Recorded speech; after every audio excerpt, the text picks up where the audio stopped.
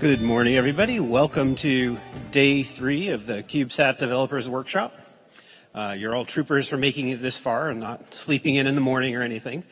Just a few quick announcements. As always, we're very grateful to our sponsors who help make this event possible in this great venue and all the food and support for the social gathering and whatnot.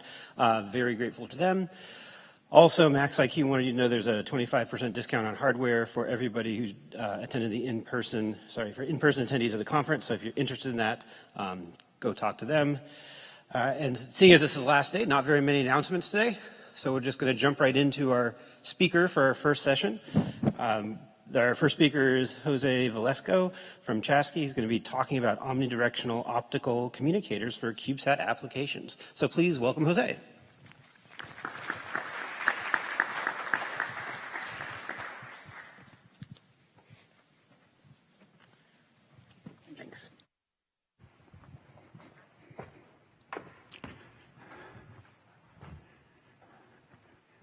Good morning, everybody. My name is Jose Velasco. I'm very excited to be back after 2 years plus in person. And also I'm super excited to continue being part of the CubeSat revolution. I am the CEO and founder of Chasqui. Chasqui is a connectivity company that I created a couple of months ago, and the goal is to provide super fast connectivity in space with low latency using lasers. Prior to Chasqui, I worked at the Jet Propulsion Laboratory. I was a supervisor, technologist, developing RF and optical technologies. And I developed multiple optical terminals, and the presentation today is focusing on one of them. And I also work on multiple mission concepts for space. So based on all that, the optical terminals, the missions, and believing in small sats and CubeSats, is that the reason why I decided to leave JPL, to fund Chasqui, and to pursue these missions. So the next slide kind of shows the roadmap for Chasqui. It's a big roadmap, it's a big undertaking, but this is what we call INSPIRE. The Interplanetary Space Internet enabled by small sats. As you can see, there's a CubeSat in front of it. It's a 6U CubeSat. So basically, INSPIRE is providing the basis for the space internet and consists of multiple nodes in space. And each network node will be placed around planetary bodies. So I did a study at JPL for this application. And we determined that we would need about 51 nodes along the solar system in order to establish the space internet.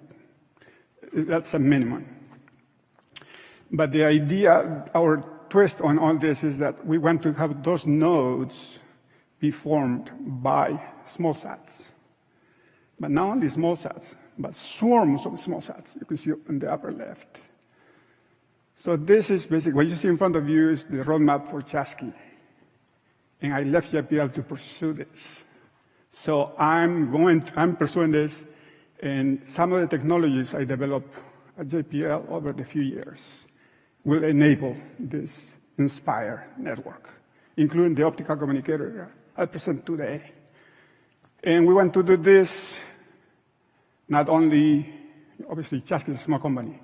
We want to have NASA as a main sponsor of this effort, but also other agencies, including the European Space Agency, the Australian Space Agency, JAXA, and others, and multiple institutes and companies, and engineers and students like you.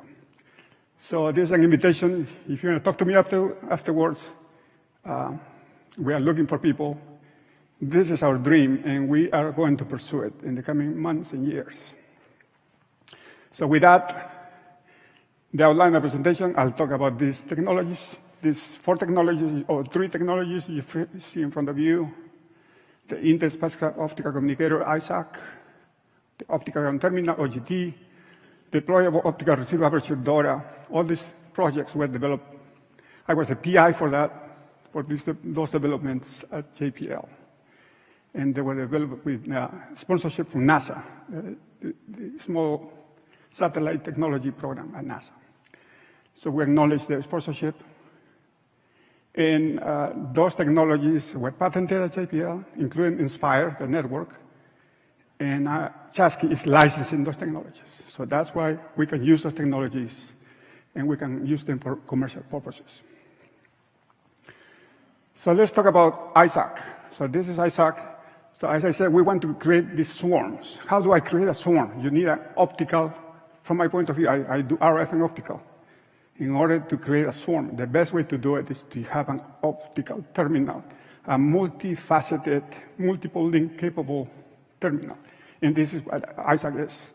So we created ISAC, and the goal is to install ISAC on multiple spacecraft. Each swarm could be 10, 20, 30, 100 spacecraft. And all of them would be furnished with this ISAC, and then we can interconnect them, as you can see here, optically using, obviously, lasers. So this kind of shows you the basis of Inspire, and that's what we're trying to do.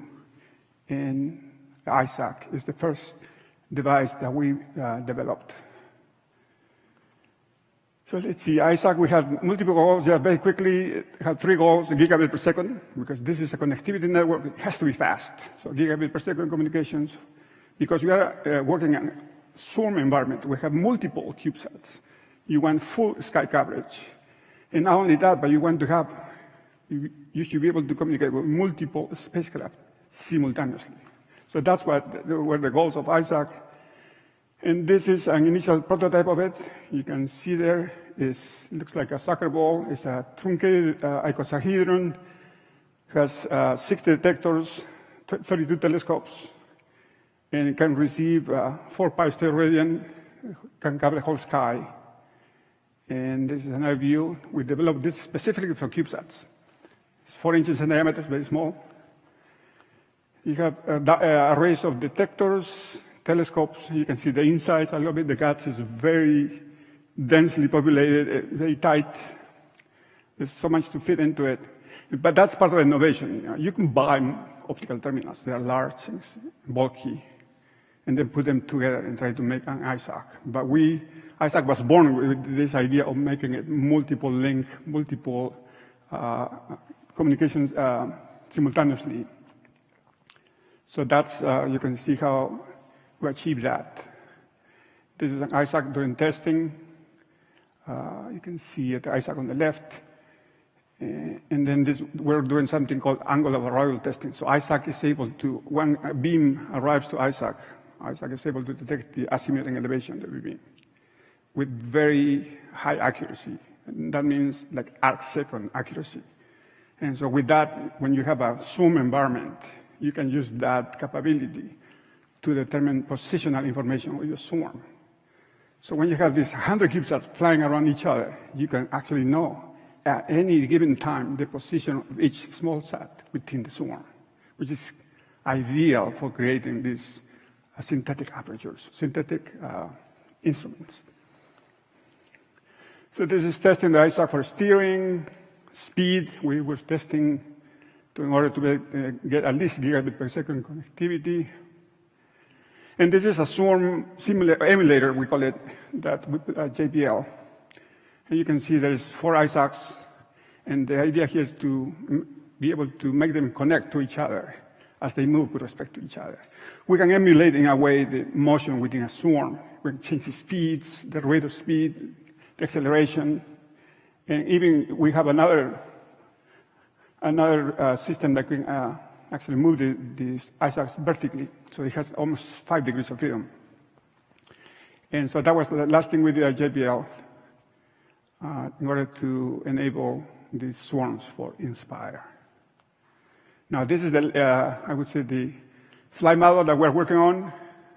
This is a summary of everything I showed before. So you can see the upper part is the optical head, and the lower part is I call the interface and processing unit, IPU, because it's not only processing, it has an FPGA, has what we call a mixed signal board, a PCB board that connects to the detectors, to the telescopes, and talks to FPGA. And the FPGA also talks to the flight computer. So all that is in there. So you can see it's a TU. It's a very compact system, ideal for a CubeSat and for a swarm application. So based on this, this is what I described was about 3 years of effort. And so with that, now we have this technology down, and now multiple versions of ISAC have arisen.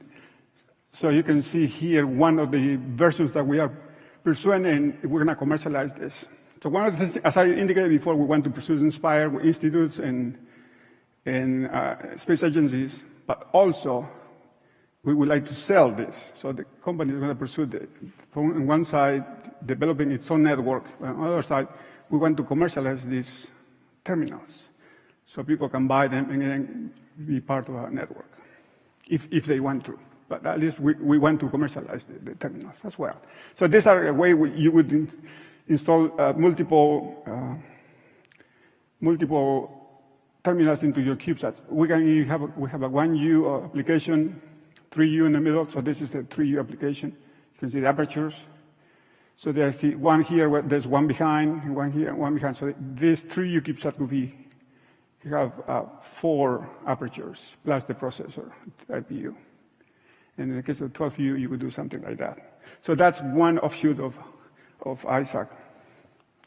When I go quickly, we've done the optical ground terminal. We need to communicate with the ground, so we have this terminal C. You can see this where we communicate with it, and it has multiple facets. So you could do, the idea is to be able to deal with constellations, with swarms.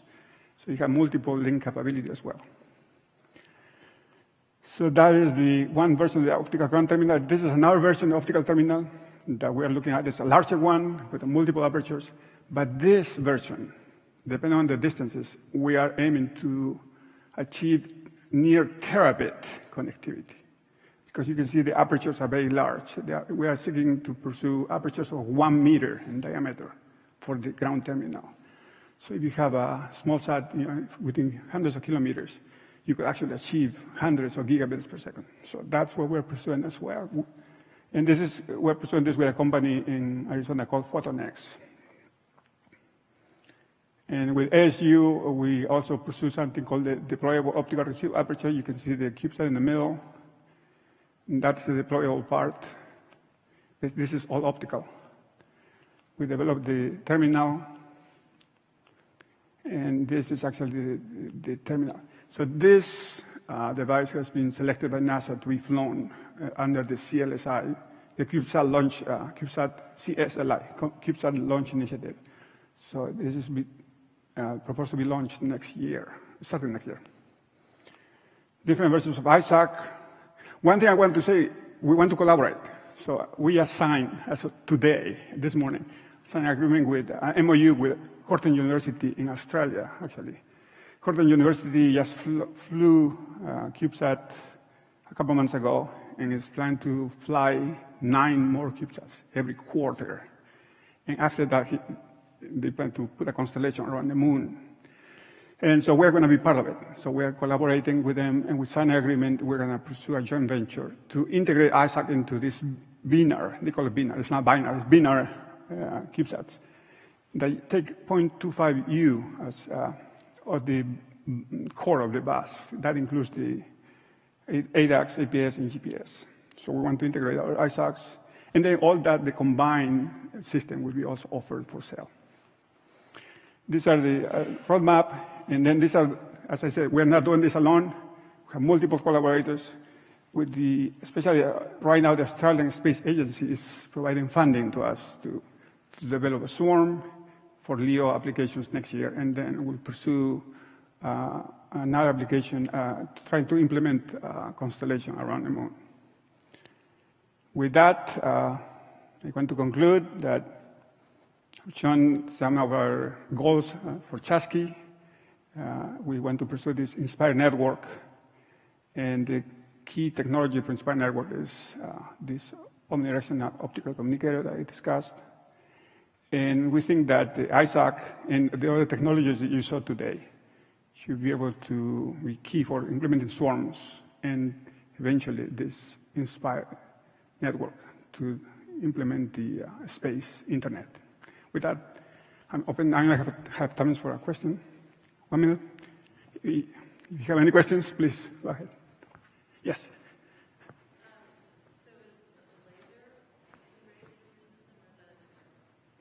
Can you repeat?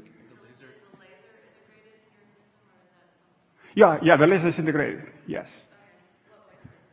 So we are looking at two wavelengths, 850. All the development is being at 850 because it's easy to access, but we're also looking at 1550 nanometers. So the work we're doing with Cornell University, the first CubeSat will be 850 nanometers, but the subsequent flights are going to be 1550 nanometers.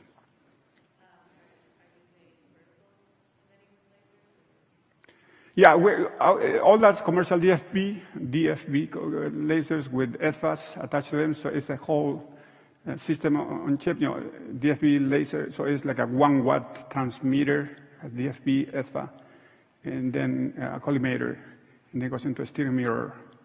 So that's a whole transmitter. Welcome. So I'm assuming you have a point acquisition tracking system, correct? Yes. Does that take integrated post data from, say, the IMU or GPS? Is that kind of?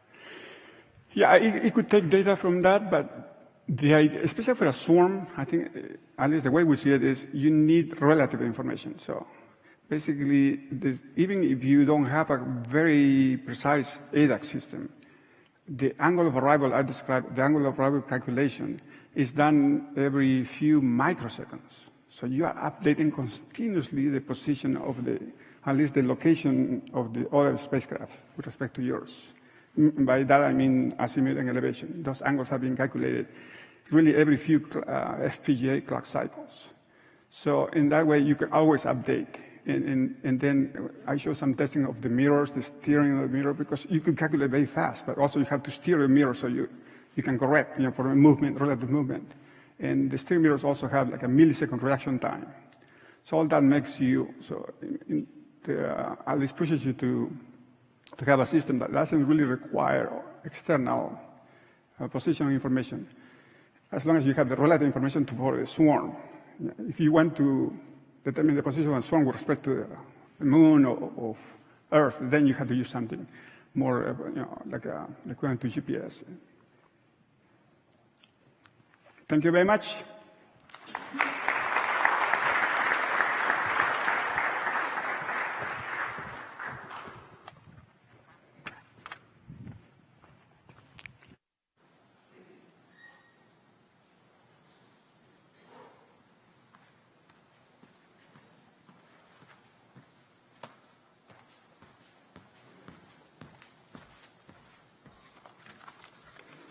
Thank you, Jose. Please welcome Scott Palo from Blue Cubed.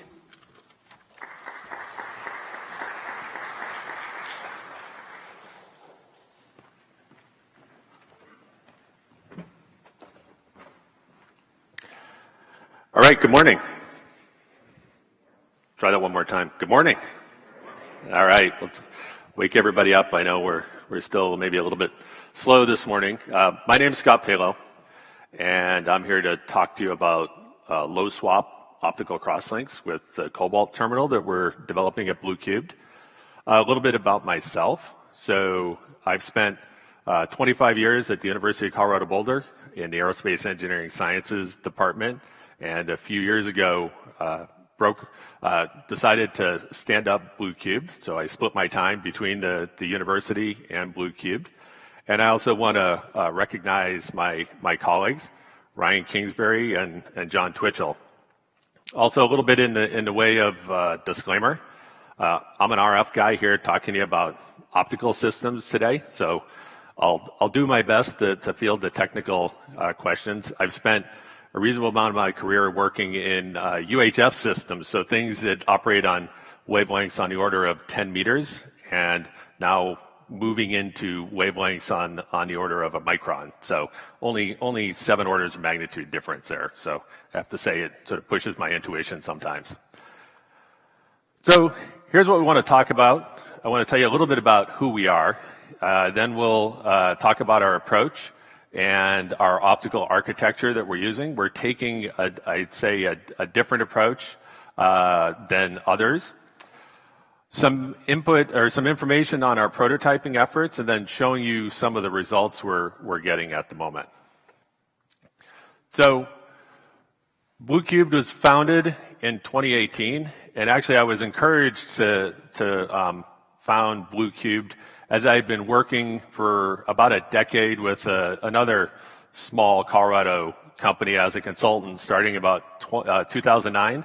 I was working with Blue Canyon Technologies, consulting on RF systems, and also at the university developed an RF X-band transmitter that we've licensed.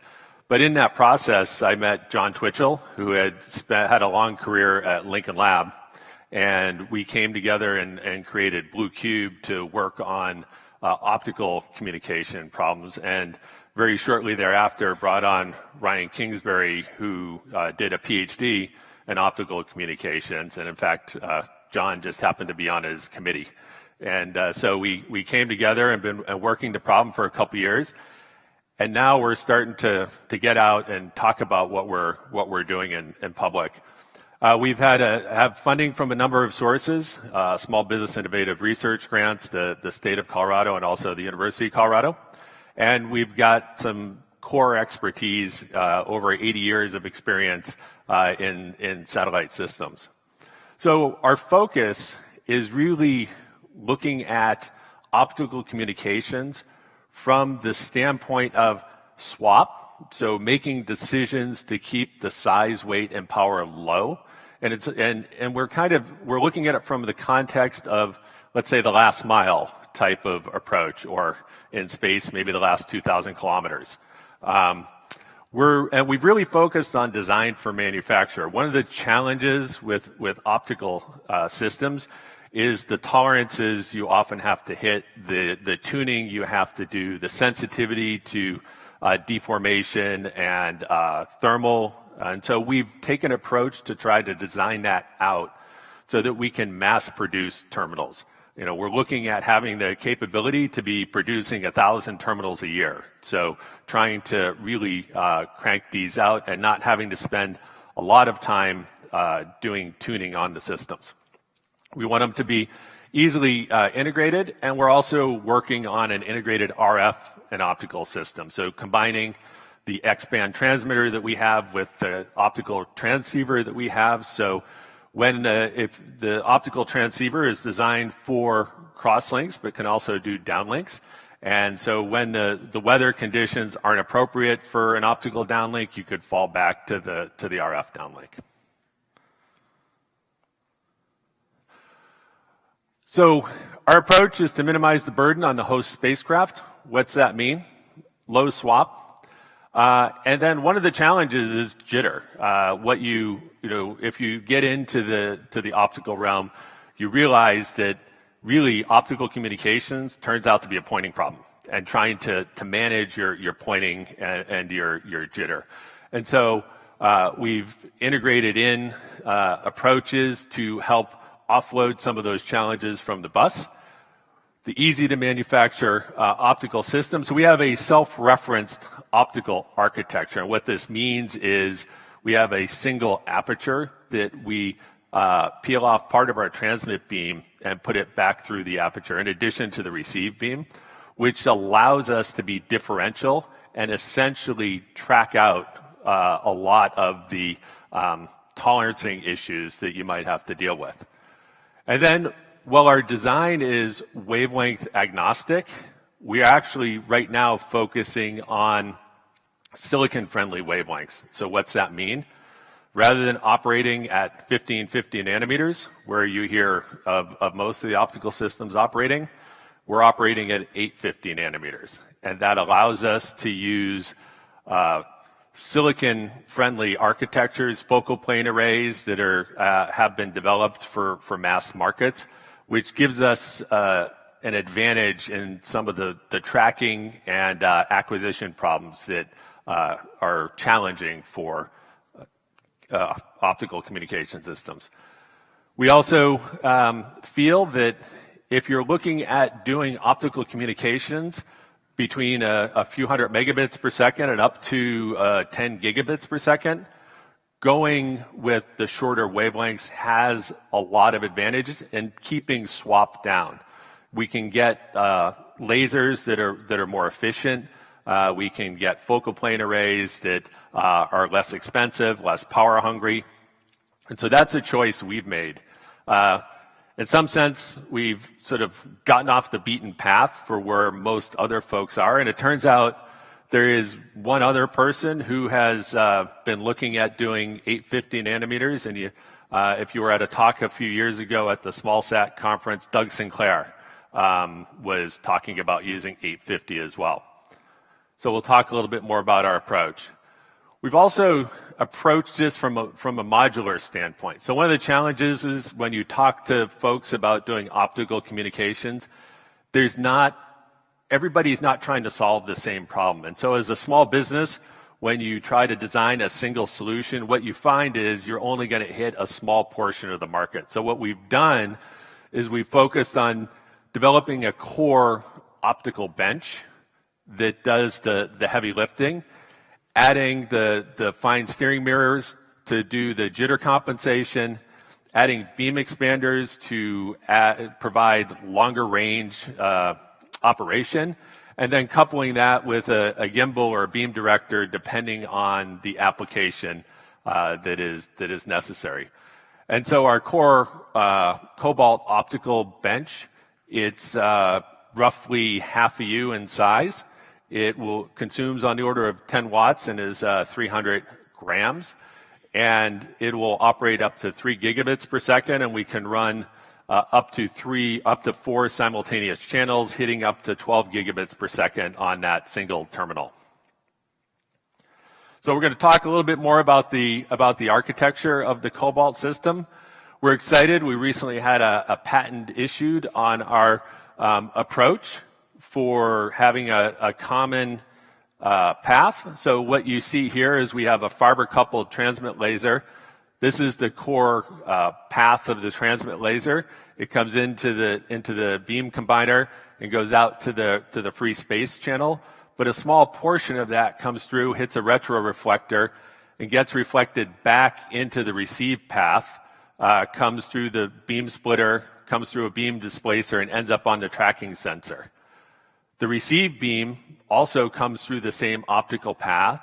Most of that gets reflected into the APD, which is where the bits are made on the comm system. But a little bit of that comes through the beam splitter, hits the beam displacer, and shows up on the tracking sensor. And so what we do is we have two things. We have a common optical path here so that if any of these components squirm around a little bit, both of these spots will move around on the tracking sensor, and all we care about is the relative position of the transmit and receive beam. So by design, we have designed out a significant part of the sensitivity that you have in the optical system. And so this maximizes a common path. And with this tracking sensor, one of the ideal things is it also has a 1 degree field of view. So if we know the position of the two spacecraft, if you're trying to do a crosslink to within GPS level accuracy, when you turn on the transmitters from both spacecraft, they will show up on that tracking sensor, and then we can use the fine steering mirror to bring the beams into alignment so that we're hitting the APD and can start making bits on the comm channel. The other nice thing about the tracking sensor is we can run it in a high rate mode, upwards of a kilohertz. And so that in our feedback control loop to the fast steering mirror, we can be running the tracking sensor in a high rate region of interest to provide rapid feedback to control the fast steering mirror. We've also have a design where we can add in a fiber coupled receiver, and we have an additional tag beam that we can put through the system and then track 3 spots on the focal plane array to provide the coordination there for the fiber steering mechanism. So this shows you what the system looks like. This was a 3D printed prototype. We printed our first optical bench on a $600 3D printer, and it worked, which was pretty amazing. And it really gave us confidence that this differential approach is going to solve some of the problems that we were trying to address. This now is the aluminum machined bench. We've got it upstairs at the display booth if you want to come by and check it out. We've built about half a dozen aluminum prototypes. We've qualified the wavefront error to less than a tenth of a wave peak to peak. And we've done some vibe testing up to Geb's qual levels on the optical system. This is a picture of how the tracking sensor works. And so you can see what we've done is we put in an ND filter here to reduce the signal intensity, and we can put it through a retro reflector. So you can see here's the TX signal that's been sent back through the system, and then here's the received signal. And all we care about is keeping the relative position of those two signals aligned. And so there's some implementation challenges we talk about here with regards to the signal isolation that we've been able to meet. And then here's a video where we've actually taken the aluminum bench, and all we're doing is pushing down on one side of it. And so this gives you an idea of the type of movement of the spots due to just slight deformations in the optical bench. But you can see that the two spots, the transmit spot and the receive spot, are moving relative to each other. So it's that differential relationship. So all we need to do is keep the transmit and receive spot in the same relative position. So, in summary, we have a differential tracking approach that we think's unique. We were able to patent it, and we feel that it really does support the development of these low swap optical systems. We feel that working at a different wavelength, a silicon-friendly wavelength, will help us drive down cost and also help us to be able to mass produce these systems. Our current focus, we're working with a gimbal vendor. In fact, we just learned last night that we were selected for funding from the Defense Innovation Unit to mature our hardware along with maturing the gimbal that we're developing with a UAV gimbal manufacturer. So we're very excited about that. And we have some flight opportunities out on the horizon and are in discussion with potential flight opportunities the second half of next year. So with that, I will end there. Thank you.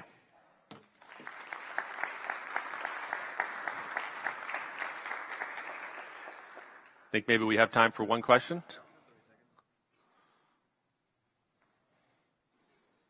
Yeah. So what kind of system are you using to reach like those really high levels of ACS and GNC accuracy? I know position and pointing are two big things for optical communication. Yeah, so the question was, what are we using for position and pointing? I will say that the current ADCS systems on the market, the higher end systems for small sats, we believe are adequate to support the missions that we're trying to accomplish. Where you start getting into challenges are where you have solar array drives that are steppers, right? So if you're trying to do sun tracking, then all of a sudden you're basically ringing the bus, and the optical comm system has to be able to accommodate for that, and that starts adding challenges. So I think, what I encourage people to think about when it comes to optical comm, don't think of optical comm like RF comm, where you build the bus and then you add RF and, pointing's not a problem. It really does need to be a discussion. There are ways to mitigate some of the challenges by doing smart design choices up front, and then, having well-balanced wheels, and then adding some isolation that helps to damp out some of that jitter. And then we can solve for jitter up to about 300 hertz with our fine steering mirror. So it's like anything, it's a systems problem, and you need to sort of have those discussions early. All right, so thanks again. I'll be upstairs for a bit this morning if you want to come by. And you can also drop us an email here at info@bluecube.net, and we'll be happy to get back to you and talk more about what we're doing. So.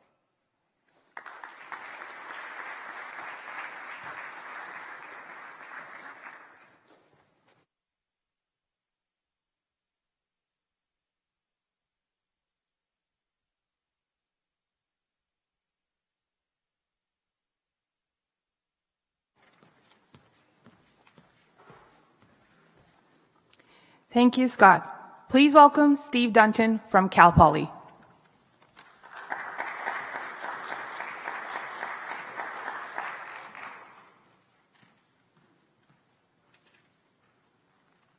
right, good morning.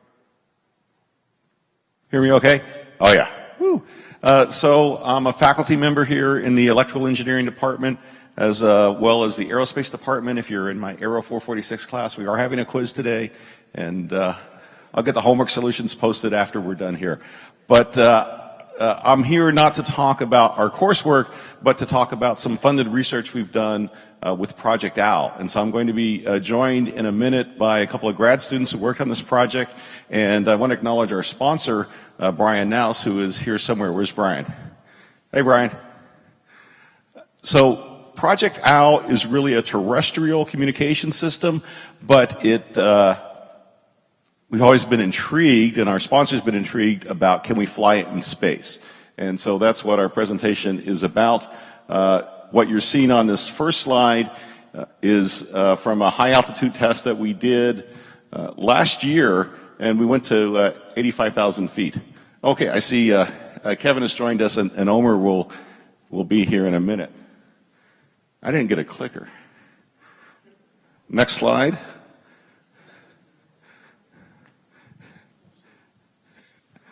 Oh, okay. So Project OWL makes extremely low cost, low data rate radios, they call them ducts, for terrestrial applications. And they add their own proprietary network software over this, where they mesh the ducts together, and that's referred to as the cluster duct protocol, which is a name that got me intrigued in their project. And they provide communications in locations and areas where there is no comm infrastructure, or the infrastructure has been destroyed. So think disaster, think remote locations, think war zones. They're recently deploying to Ukraine, probably most famously deployed in Puerto Rico after the hurricane there, where they were able to establish comm infrastructure when everything else was wiped out. So that's their mission. What Cal Poly does to support them is, of course, we provide students and faculty. We have run the balloon launches for them, flight test demos, but we also have a laboratory space. We have our microwave lab where we can go up to KU band. We have anechoic chambers, not on this job, but you'll hear that we have thermovac chambers, we have shaker tables, we have an atomic oxygen chamber that we can use to support other testing. And so we've come together to support those things. What we did on this most recent project was look at the feasibility of flying this in space. What kind of range can we achieve? I was frankly skeptical about the robustness of the wavelength, of the waveform, and could we really achieve the kind of range that was necessary for low Earth orbit? And if we could, what kind of performance could we achieve? And so now Omer is going to talk about our hardware setup in the lab and how we simulated that, and then Kevin will discuss the software and how we executed the testing. So I'll turn over to Omer. Hello, everyone. My name is Omer Gumus. I'm a electrical engineering master's student here at Cal Poly. Next slide. Next slide. Yeah, so I'm going to talk about a little bit LoRa background.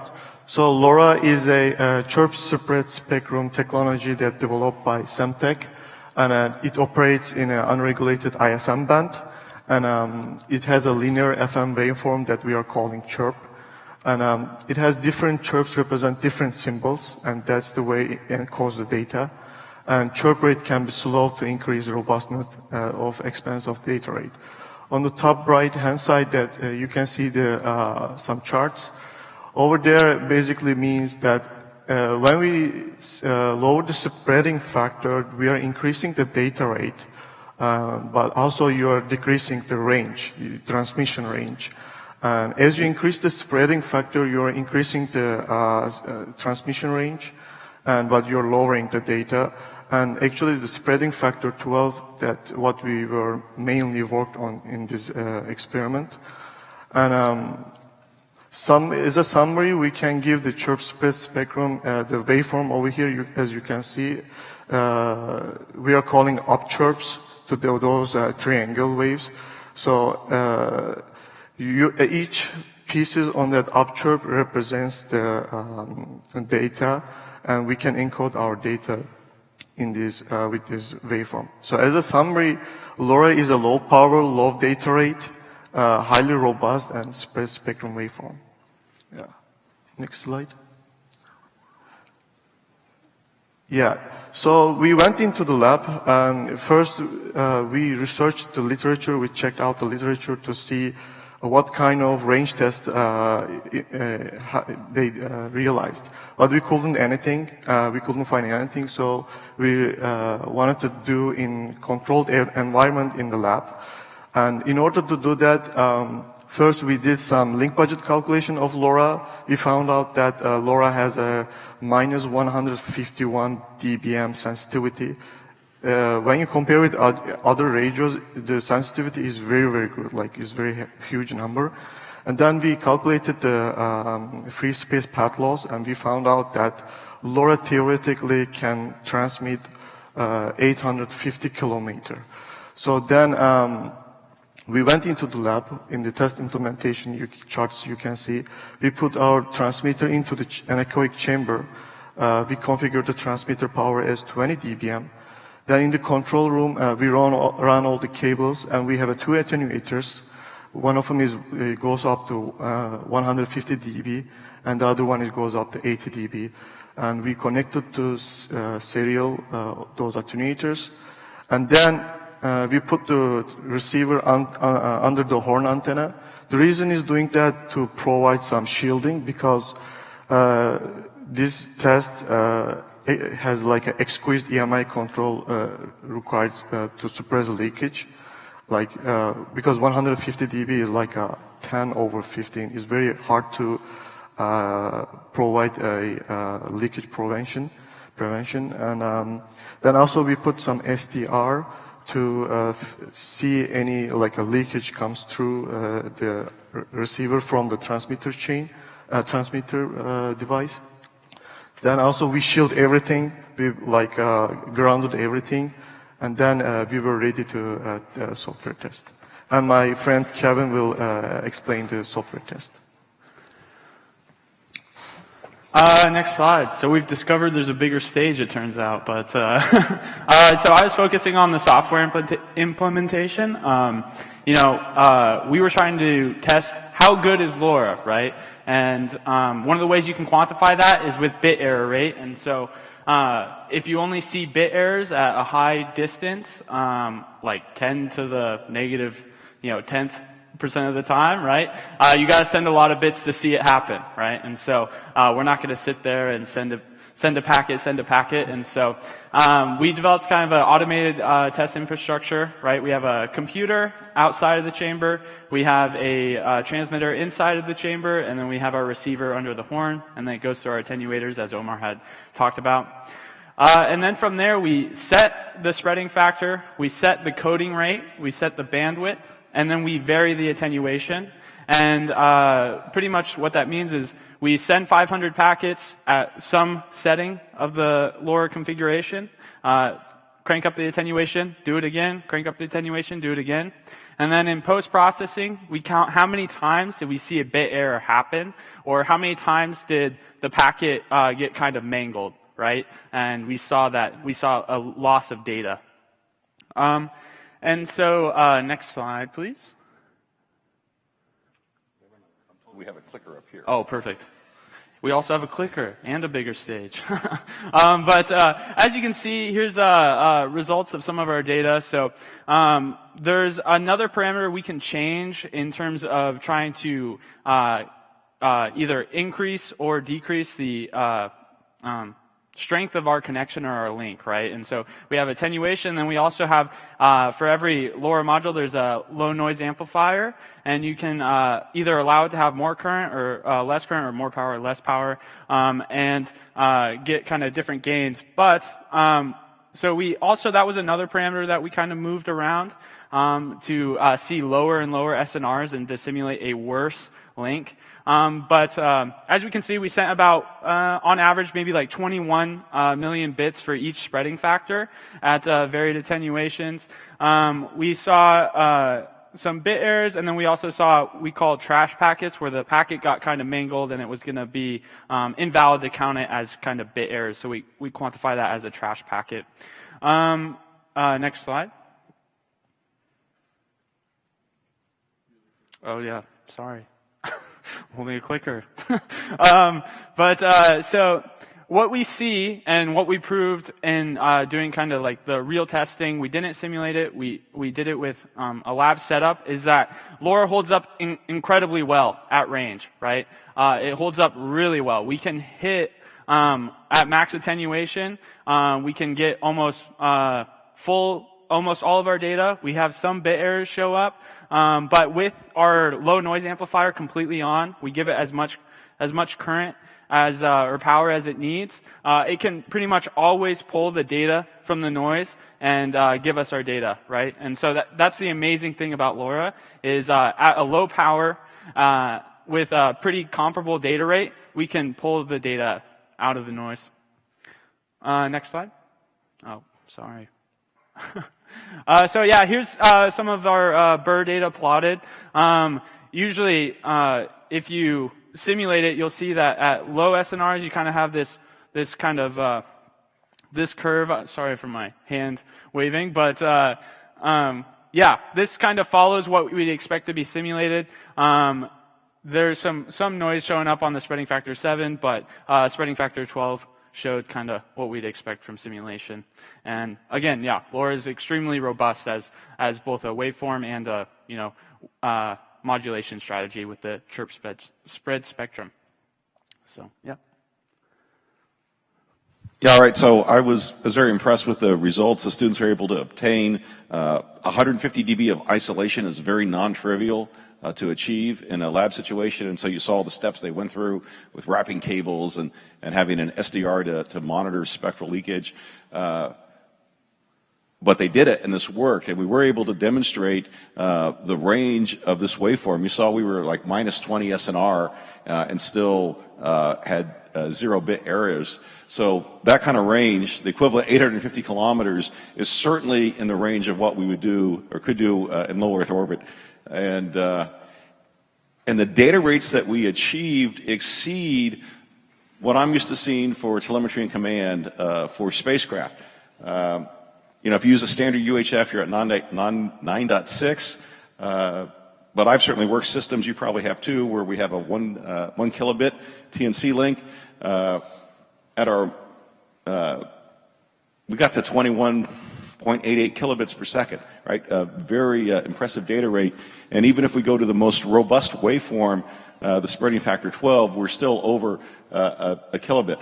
So these data rates are on the order of what's used, say, in mil Satcom, where they'll have 25 kilohertz channels, and then they'll stuff a whole bunch of voice channels in there because you can get voice down to 2.4 kilobits. So very intriguing waveform with applicability to flying. So you could fly this. There are other people that are flying LoRa-based Satcom. Of course, you have to deal with any regulatory constraints associated with this, but we were able to demonstrate success in the lab, and so we're quite happy with the results.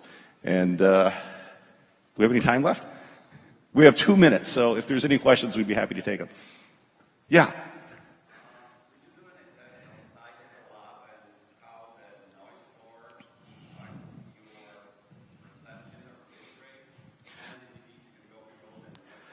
The question was, did we run a test outside the lab and to see, what the noise floor looks like? Well, sort of. The balloon test at 85,000 feet, that was a test outside the lab. This waveform looks very robust to noise. and it seems that it's really more susceptible to multipath than it is to noise. And the experience in the terrestrial testing is when you get in a dense urban area, that it's the multipath that really affects the radios and the ability to receive, not just the noise. So we intend to continue this collaboration with Project OWL, and we're going to look at ways to make things more robust. But dealing with multipath and contention seems to be a bigger issue than just dealing with the overall noise floor. Did that answer your question? All right. Any other questions? Yes.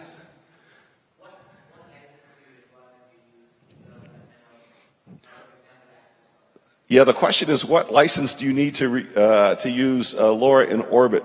So the ISM band is unregulated as long as you stay below the power constraints, which we did. My research, which is slightly dated, but I think is still current, is the ITU has not approved the ISM band for Satcom. It hasn't precluded people from doing it. I'm not sure how that works, but I'm not aware of a regulatory approval to use it, but it certainly has the capability. Simtac, who built LoRa, they have their waveform now recognized by ITU, and so I think they're on a path to get it approved, but my understanding is it's not currently approved, but it would certainly work. All right, we're at time. Thank you very much. Thank you.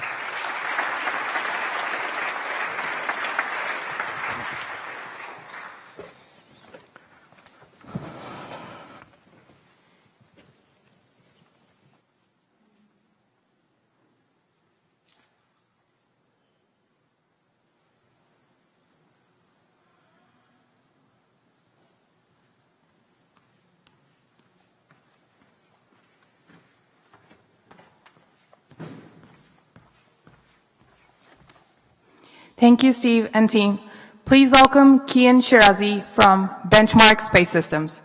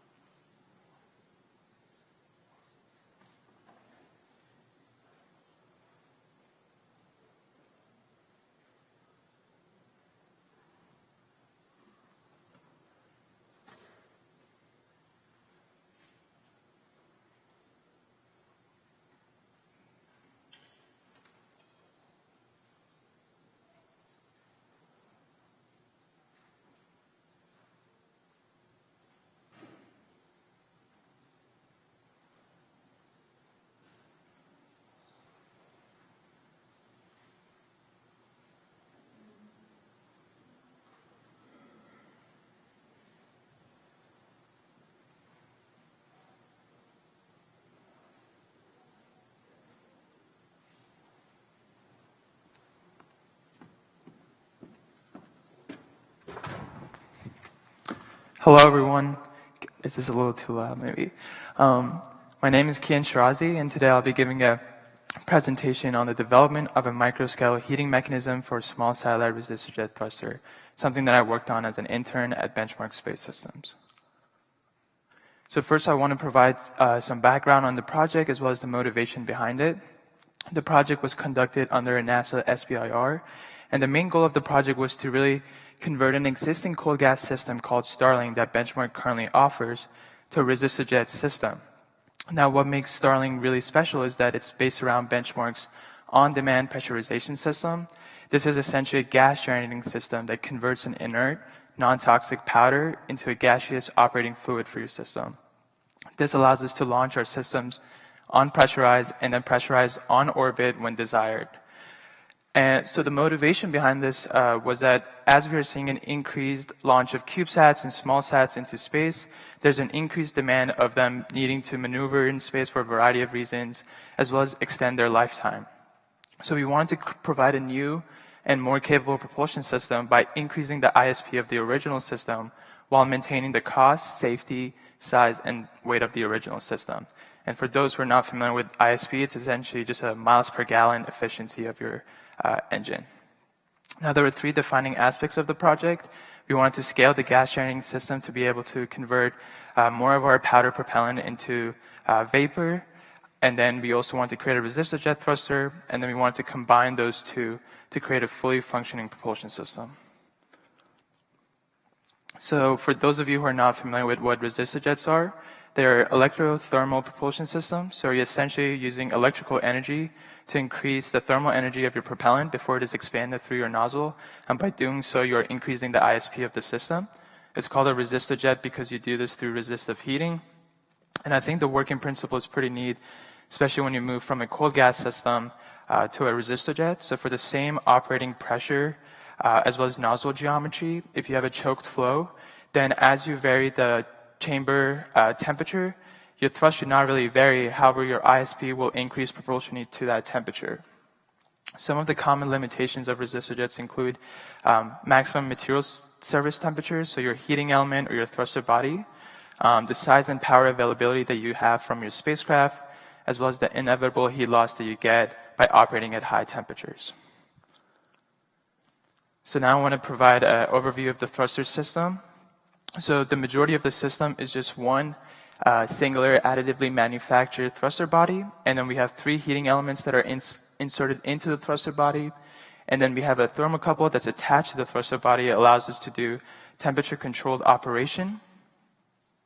And then we have a mounting bracket that allows us to interface the thruster with our spacecraft, and then in between the bracket and the thruster body, we have thermally insulating washers to reduce the heat soak back to the spacecraft. Below that sort of assembly, you can see a cross-section of the thruster body. You can see the channels that the heating elements would go into, the flow input path, the nozzle, as well as the unique geometry in the chamber that I'll get into in a little bit. Some of the performance objectives for the thruster included that we wanted it to create a thrust of 100 millinewtons. We wanted to have an ISP of 150 seconds or more. This is about 75% increase from the original cool gas system. And then we wanted to be able to continuously fire for at least 100 seconds at that given ISP. Some of the design constraints that we had to work around were the power available to us, which was about 160 watts. We really wanted to maintain the cost of the system from the original system while minimize the massive volume increase. We wanted to optimize it for our powder-based propellant, as well as minimize the component change. So keep the same pressure regulator, the valves. So really, all operational things stays the same besides temperature. So now I want to talk about 2 of the key design features of the heating mechanism. So given the small scale and low mass flow rates that we are dealing with, you're bound to have laminar flow. And with laminar flow, you're not having too much mixing, so you can't really augment heat transfer. So you want a swirling feature that can promote a little bit of mixing and increase your heat transfer to the flow. For the swirling feature, we picked a twisted tape, which is essentially just a rectangular tape that you twist to a certain geometry or pitch. And it augments heat transfer due to a variety of reasons, such as introducing secondary flow velocity components, so radial and tangential, providing cross-flow mixing as well as boundary layer mixing.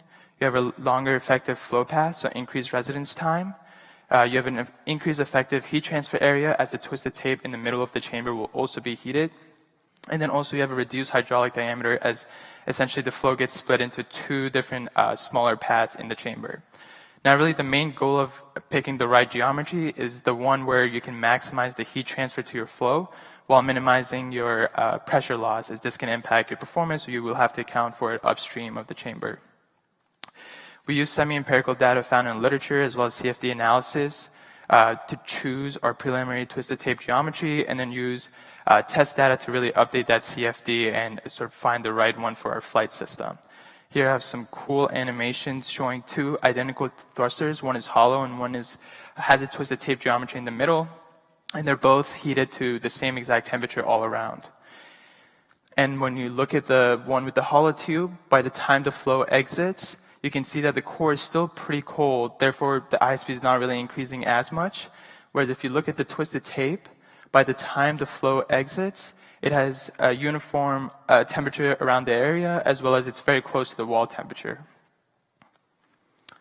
The next design feature I want to talk about is the heating element. We chose cartridge heaters for our heating elements, and really the main reason was because they're very simple and easy to work with. This allows us to have a very simple assembly process. Usually with resistor jets, it's really hard to try to find good ways of getting in contact with your heaters and making sure that it's robust and doesn't break.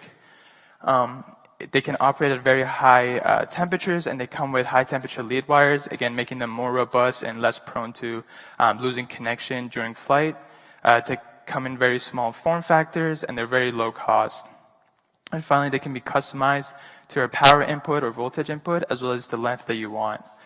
As I mentioned earlier, we use thermocouples to provide temperature-controlled operation. This allows us to achieve the desired chamber temperature, or your ISP for that burn, as well as avoid the burnout of heaters.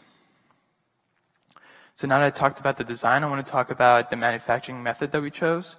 We did a trade study between additive and traditional manufacturing. It was pretty easy to choose additive, mainly because of the complex twisted tape geometry. Using traditional manufacturing, you are very limited to the geometry that you can get because of the limited tooling that you have.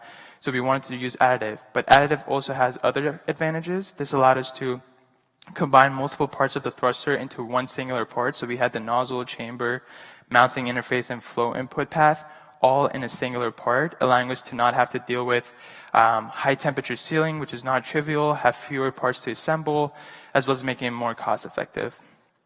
Given all these advantages, there were certain disadvantages that we had to work around. The main one being you're restricted to a single print orientation. This was quite hard because you don't want any internal supports. So that also restricted our geometry a little bit, but it was definitely more than what traditional could offer. We also had to work around the minimum feature size that was allowed, dimension control or tolerancing of certain features, as well as the surface roughness. The specific manufacturing method that we chose was direct metal laser sintering, which is one of the most common powder-based metal 3D printing methods. After choosing the manufacturing method, we had to choose the right thruster material for our thruster body. We were limited with what was available with the additive manufacturing, and we were really looking out of those materials, we were looking for the ones that had high thermal diffusivity. So how well can the material conduct the heat from the heating element and transport it to the flow, as well as having a high maximum surface temperature. So we wanted the thruster body to be structurally sound at those high temperatures. The final material that we went with is called GR-COP42, relatively new to additive manufacturing, and excelled in both of those characteristics, and is exactly what we wanted. And you can see a picture of the one that was printed, cut in half. You can see the internal geometry. So now I want to briefly talk about assembly and testing. Because of the design and the additive manufacturing method in use, the assembly process was very simple. We just precision cleaned and then did some post-processing of the part to make sure everything fit exactly right. We assembled the heating elements into the thruster body and then just used a compression fitting to provide flow into the thruster. The majority of the tests that we conducted were mass flow testing. As I mentioned earlier, for choke mass flow, as you increase the chamber temperature, any drop in your mass flow is correlated to increase in ISP. We performed steady state testing to see for a certain power level what ISP we could achieve. Preheat testing, which is more operational based, so you can preheat the thruster for a little bit without any flow and then let the flow go. And then we also looked at varying flow rates in a small range to see how that augmented heat transfer. And then we also did continuous firing to see if it could actually fire for 100 seconds and still meet our performance values.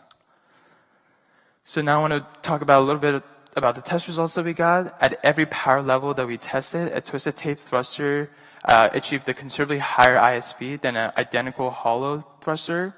Out of the range of mass flows that we tested, the lowest one always led to the highest increase in ISP or temperature. We achieved temperatures as high as 600 Celsius on the thruster body. And then when we did try to do the continuous firing, we found out that we needed 300 seconds of preheating time to achieve the average ISP of 115 for the burn. And you can see that as you start the burn, that your ISP starts to drop based on how long your burn time is until steady state is achieved. Now I want to just conclude by giving a current status on this thruster as well as the future applications for the heating mechanism. So the thruster is currently at TRL 7 and hopefully will be at TRL 8 by the end of this summer as it goes through full system qualification testing. And then TRL 9 by early next year as we through a customer deliverable and hopefully we can get some data on orbit. And as I mentioned again, because of the design and manufacturing method, this heating mechanism is very adaptable. So it can be used for different propellants based on what your mission needs or wants to use. It can use both liquid and gases. It would just have to be tuned properly or slightly the design has to change, but it's very modular, so it shouldn't be a problem. And then based on, again, your mission demand, the thrust and power level can be changed.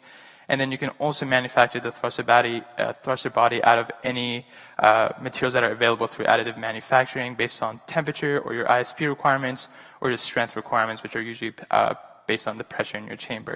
And then you can see a picture of the 1U propulsion system. And then lastly, I just want to thank the Benchmark Space Systems team for giving me this amazing opportunity, and thank you all for listening. I'm happy to answer any questions you may have.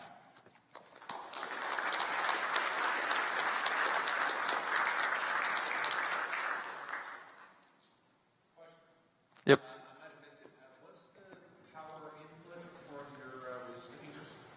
160 watts for all 3 heaters. Any other questions? Awesome. Well, if you have any other questions later on, we have a booth in the lower level. Please come check us out. And yeah, thank you.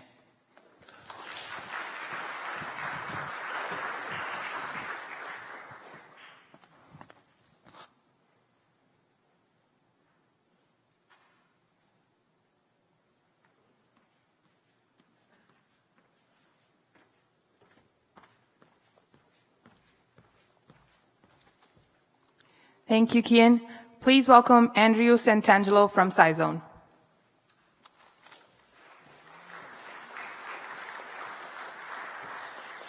Good morning, everyone, and it's really great to see everyone in person and live versus lots of Zoom conferences around the world.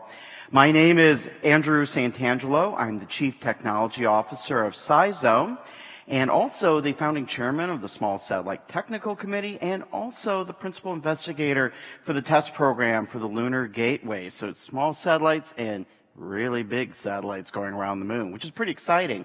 I'd like to share with all of you today about our testbed mission, the EarthScan Tethered Satellite System, which is a platform to test on-orbit servicing and space sustainability. I'd also like to give a shout out to my co-author, Dr. Gregory Falco of Johns Hopkins University. The partnership that SciZone has with Johns Hopkins is really exciting. I really like what they bring to the table. Of course, that goes without saying. So it's pretty exciting stuff here. So a little background. This is a very familiar slide to many of you here about sustainability and on-orbit servicing, assembly, and manufacturing. And that's where our focus is with the EarthScan TSS. Just a little background. There's the familiar 3 items, on-orbit object approach here, and including sensing, inspecting, seeing what's going on with the satellite or the object you're approaching. Also servicing, approach, and attaching to the vehicle. Is it safe? Can we do anything with it? Can we change it? And then, of course, the on-orbit surface itself, including repurposing that satellite, maybe disabling the satellite if it's causing a problem, repairing it, and deorbiting that satellite. So the problem we're trying to address is how to assess the conditions of the satellite as we approach it. That's the first problem that's being addressed here with our research. Secondly, you need to evaluate any cyber threats, the need for edge-based classification of what we're detecting, such as the radio signals, any damage to the vehicle. And then, of course, we want to go to the need for advanced fault detection that's built into the vehicle. Our current research with Johns Hopkins University is focused on trying to adapt their product, their technology called Sherlock MD, into this whole OSAM architecture. And of course, how do we characterize it and tie that in with rendezvous operations and end-of-life missions? We are using QuickSat Designer as part of that characterization. QuickSat Designer, which we'll talk about later, is a design tool that was from SBR Research from NASA Ames that we developed, along with Air Force Research Labs at Kirtland. And then we want to be able, we're right now currently defining the measurable objectives and the requirements, the system requirements that we're going to be testing against for this program. And then one of the things that's coming up already is how we differentiate the solution put together for both defense purpose and commercial purposes. You know, the defense one may do some extra things compared to what we can do for a commercial satellite. And of course, what is the cost for this? What's the feasibility? One of the issues is coming up, everyone wants a supercomputer in space, but then you need the power, the cooling, you know, the batteries, everything that supports a supercomputer in space, right? Which you really can't do yet. Or you could, depending on what your budget is. And a lot of missions don't have that kind of budget. And of course, we want to see how the EarthScan Tethered Satellite Mission, TSS, demonstration can be used by other DoD agencies and at NASA and other government customers. And of course, we're right now baselining the existing, we're baselining EarthScan based on already flight-proven technology, and we'll talk about that in this presentation. So what is the EarthScan Tethered Satellite Mission? It's a mission to demonstrate OSAM technologies. And as you see, we're focused here on inspection, sensing, and characterization as we approach a vehicle and object, rendezvous proximity operations, the end-of-life operations, partly where the tether comes in, and flight qualify our artificial intelligence and machine learning fault detection system, taking our fault management system to another level. The fault management system we have right now actually is used on commercial aircraft right now, and we're integrating that into work we have with NASA. EarthScan TSS is actually, it's a 18U CubeSat, so I guess it's cubish, right? It's kind of a CubeSat, it's big. And it's going to deploy a 3U, at the end of mission, we're going to deploy a 3U CubeSat or small satellite from the mission, and we're using a 500 millimeter tape tether. And that will give us precise proximity measurements, and because we know the length of the tether and the libation angle, and then use it for deorbit functions. And for those who are curious, I'll stand back here. What does Sherlock MD mean? It's this acronym, Satellite Health Evaluation of Risks with a Learning Co-Optical Kinetic Monitoring Diagnostic. Say that 10 times really fast. So a little bit about the mission overview. We're targeting right now for EarthScan TSS is a 2-year mission. We're at target altitude of 600 kilometers. Right now we're pretty flexible in the inclination angle. And we want to do tether deployment, like I said, at mission end. And we want to use the tether. We are planning to do other proximity operations before tether deployment. So it'll go to different objects and says working, what's going on, or maybe it could be 100 kilometers away or 50 kilometers away, or it could be looking at the ground. It depends on or it could be 5 meters, 1 meter. But then after whatever the other proximity operations we're doing, then we're going to go to this tether mission because we'll have a known length between the two objects, a known distance. And are we getting what we're expecting in that characterization? We're using the Linkster Tracker flight radios on the primary and secondary satellites, so we're going to get dual monitoring tracking.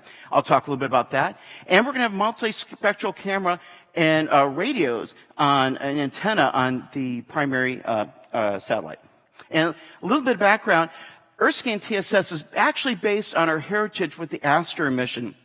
This is a project we worked for several years with NASA Marshall. It was a tethered satellite mission, and actually it was a small satellite, which today it's kind of a big satellite, 65 kilograms, with a 5-kilometer tether. That's the reason why you see the shuttle there. It was originally going to be deployed from the Space Shuttle Columbia in 2006.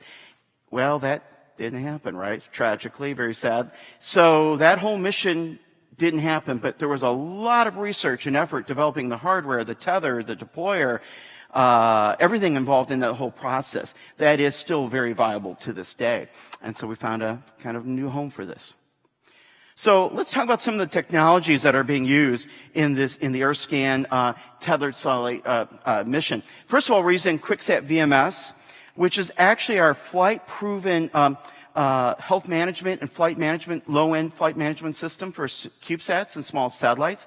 It has flown successfully, not only in high-altitude balloons, but also in space. It's actually in orbit right now, working away. And it's developed both in C and in Python. So it's the first fully Python environment in low Earth orbit right now. Haven't been in deep space yet with it. It actually can be used on boats. It actually has been used on sailboats and large commercial vessels. It can be used on vehicles. So it really has a broad range of applications, this technology and this system here. And you can also use it as your testing interface, as a web interface to go and monitor your vehicle and see what's going on, when you're testing out everything. We are integrating our QuickSat VMS with Sherlock through our StepSat flight database, but also we're using Core Flight System from NASA.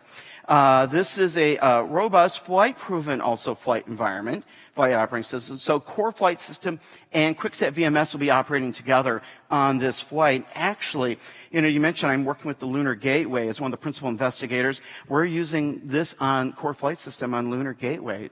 So we're using that same technology for Lunar Gateway for our tethered satellite system. And by the way, I had this idea, I was going to have 2 hours today. I don't have 2 hours. So I'm going through this really fast for the next 15 minutes or 10 minutes that's left. I'm supposed to look for a person with a blue shirt. There's blue shirt guy. Hi, blue shirt guy. All right. So a little quick thing about, as I go quickly here through what is going on with Sherlock MD. This is part of our edge capable AI that's being used as integrated with our EarthScan TSS as part of QuickSat VMS and with the core flight system. And what it is using is edge capable AI to discern images, radio signals, along with fault management. So, for example, if we approach a satellite and it's maybe sending some radio frequencies, well, is it adversarial? Is it damaged? Is it working? This will actually determine what is the health of the system and what is going on. So we have a combined attack model already and a multi-attack model. And this is coming from Sherlock MD relies on a system built by Dr. Greg Falco at Johns Hopkins that is a security risk taxonomy for commercial space missions. So we're taking this from the commercial space mission side to more the broader picture and defense side and applying this to OSAM-based missions. So this is a pretty exciting addition to the QuickSat VMS and core flight system. And I have a feeling we can find a home for this not only in the defense side, but certainly with the Lunar Artemis program that we're working on right now. So again, we're going from little satellites, medium satellites, to big satellites, right? Human-rated satellites. And that's one thing I should also mention with core flight system. What's exciting about it is that it is for a human-rated system. So I'm fairly confident it will work with a small satellite. Let's go to the next slide here. Another part that's going on board that is actually flight proven, part of a DARPA SBIR and other missions we've conducted, is our QuickSat Zen, which is a space hypervisor based on the Zen hypervisor, which is open source. We've adapted it with ARINC 653. And so the hypervisor is doing, it's in the bare metal, so it's not like on your Mac or your PC where you're running a virtual machine. this is a virtual on top of that, as part of that operating system. It is actually a bare metal hypervisor that then we have our DOM 0, right, that we're running here, and then we can have several virtual machines. And in the parlance of the work we did with DARPA, as we call them virtual payloads. So you can remove a virtual machine or have multiple copies of the same virtual machine. And if one is under cyber attack, you can isolate that and not bring down the whole rest of your satellite.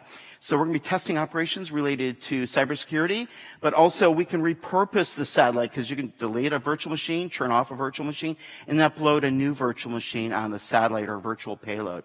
So this is a project that it's flight proven also. We feel this is an excellent fit in their scan mission, and we are using it more in our higher end missions.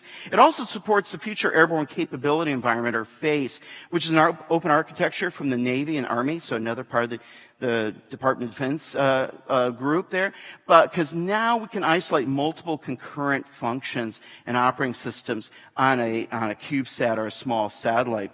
And in this diagram, what we're showing here is we have QuickSat VMS that is part of that whole hypervisor environment, and then we have our QuickSat Designer tool where we actually can set up the virtual machines, configure the virtual machines with our design tool. And again, this was all part of our work with NASA Ames and Air Force Research Labs, and then take those virtual machines and configure them on the flight vehicle itself. So let's talk about Linkster Tracker. This is what I'm really, really excited about. We've got a couple of these in orbit. This actually is a beaconing radio that we have our Spot X space thing. I got 2 minutes, so I'm going to go really fast here.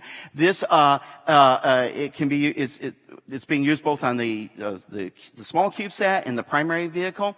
It provides global coverage, and you can see here, global coverage. We have used this on balloons. We do use this actually on boats, and it's pretty reliable. Actually, we've had it used on vehicles in severe thunderstorms, and it gets the signal out, so I'm really impressed. This is a flight-proven technology, and we'll be able to get multi-point in-situ measurements.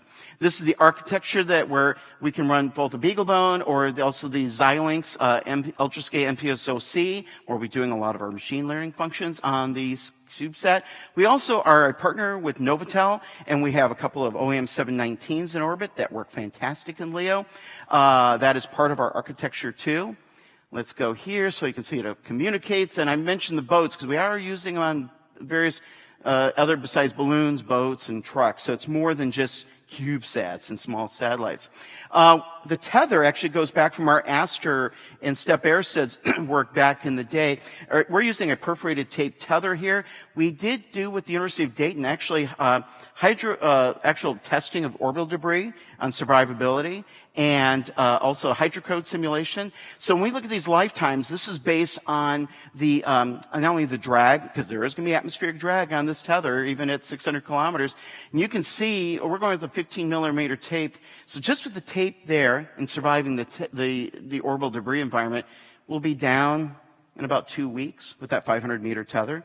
So this is a pretty exciting piece. I want to see that out there. This was actually testing both on a conducting and a non-conducting tether, and they were going with a 15 millimeter with tape tether, as I'm talking speed. And we're using QuickSat Designer. This is part of our, we've been seeing different organizations create their new design tools and what have you. This actually was done with NASA Ames starting in 2008. It is being used for the design of our mission, and we've used it for other programs. We also now have our test environment called QS Test, which is actually being used in the Lunar Artemis program. So we've taken it from SBR Phase 1, 2 to real commercialization. And this has been really exciting, this whole part with testing and verification. We just had a meeting with JSC, NASA JSC for Artemis, and they called it revolutionary. So this is real, this is happening, and actually there's, I want to say, many thousands of test cases and artifacts we're generating for this. This is being used also for EarthScan TSS. So, I want to again thank Dr. Greg Falco and Johns Hopkins as being a partner and their involvement in this project. It's bringing it all together nicely. And if you have any questions, because I think my time's up, right? I'm getting the okay, the time's up. There's my email. There's the website. I will be in about 5-10 minutes in the back there, wander around. So if you have any questions, I'll have my name tag back on, by the way. You can ask me there. And we're really excited about this whole program here. And do we have time for questions or save that for the back? No time for questions. You have to ask me out there. All right, guys? All right, thank you very much, and thank you for being here.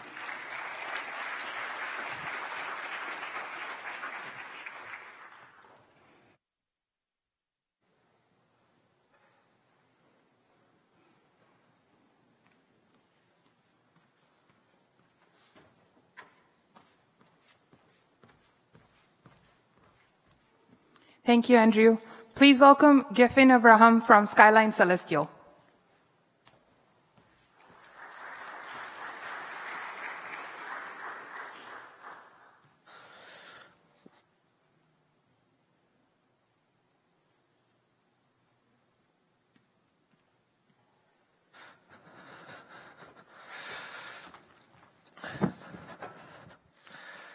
Hey, everyone. Sorry, SLO is great, but allergies less so. It's a pleasure to be here with you guys. I'm here to talk today about reaction wheels. So I think in general, reaction wheels and CubeSats today have not quite reached what they can be, in my opinion. That is to say, most smaller CubeSats do not have good attitude control. They still have subpar attitude control. They have trouble getting, basic maneuvers done. And that kind of privilege is more reserved for larger satellites. And basically, if you're in a smaller CubeSat and you want an attitude control that will actually work, you're basically, it's Blue Canyon or bust, basically. So essentially, modern CubeSat attitude control systems with 3-axis reaction wheels are not quite where they can be.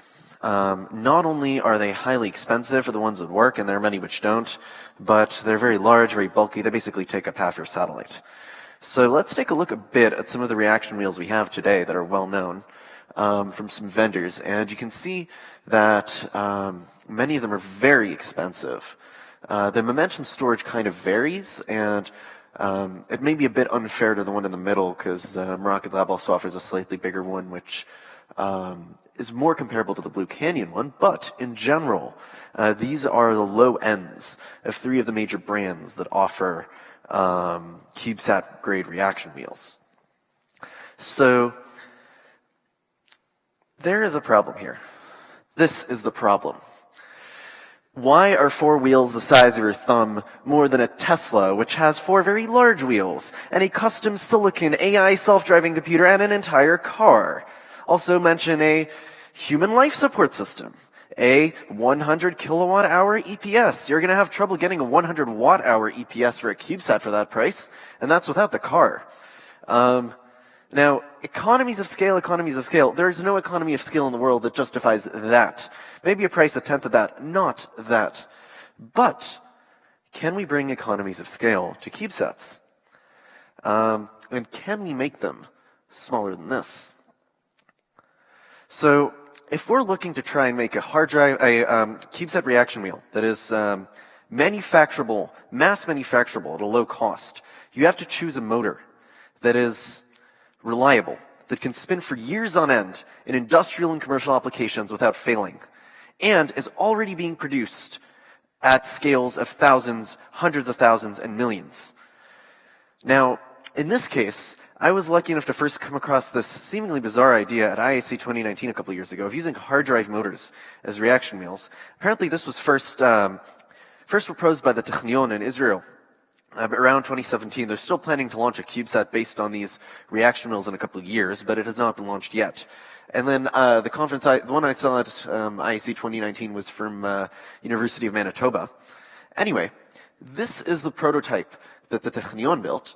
And as you can see, it's still a very large, pretty bulky 3.5-inch reaction wheel, which the advantage of having a larger one is that it does indeed have quite large momentum storage, as you'll see in the next slide. But it is very difficult, especially in smaller form factors like this one, to fit 3 of them orthogonally to allow for 3-axis attitude control. Now, let's talk a bit about the performance that you can get from hard drive reaction wheels. So these guys, they put them through their paces.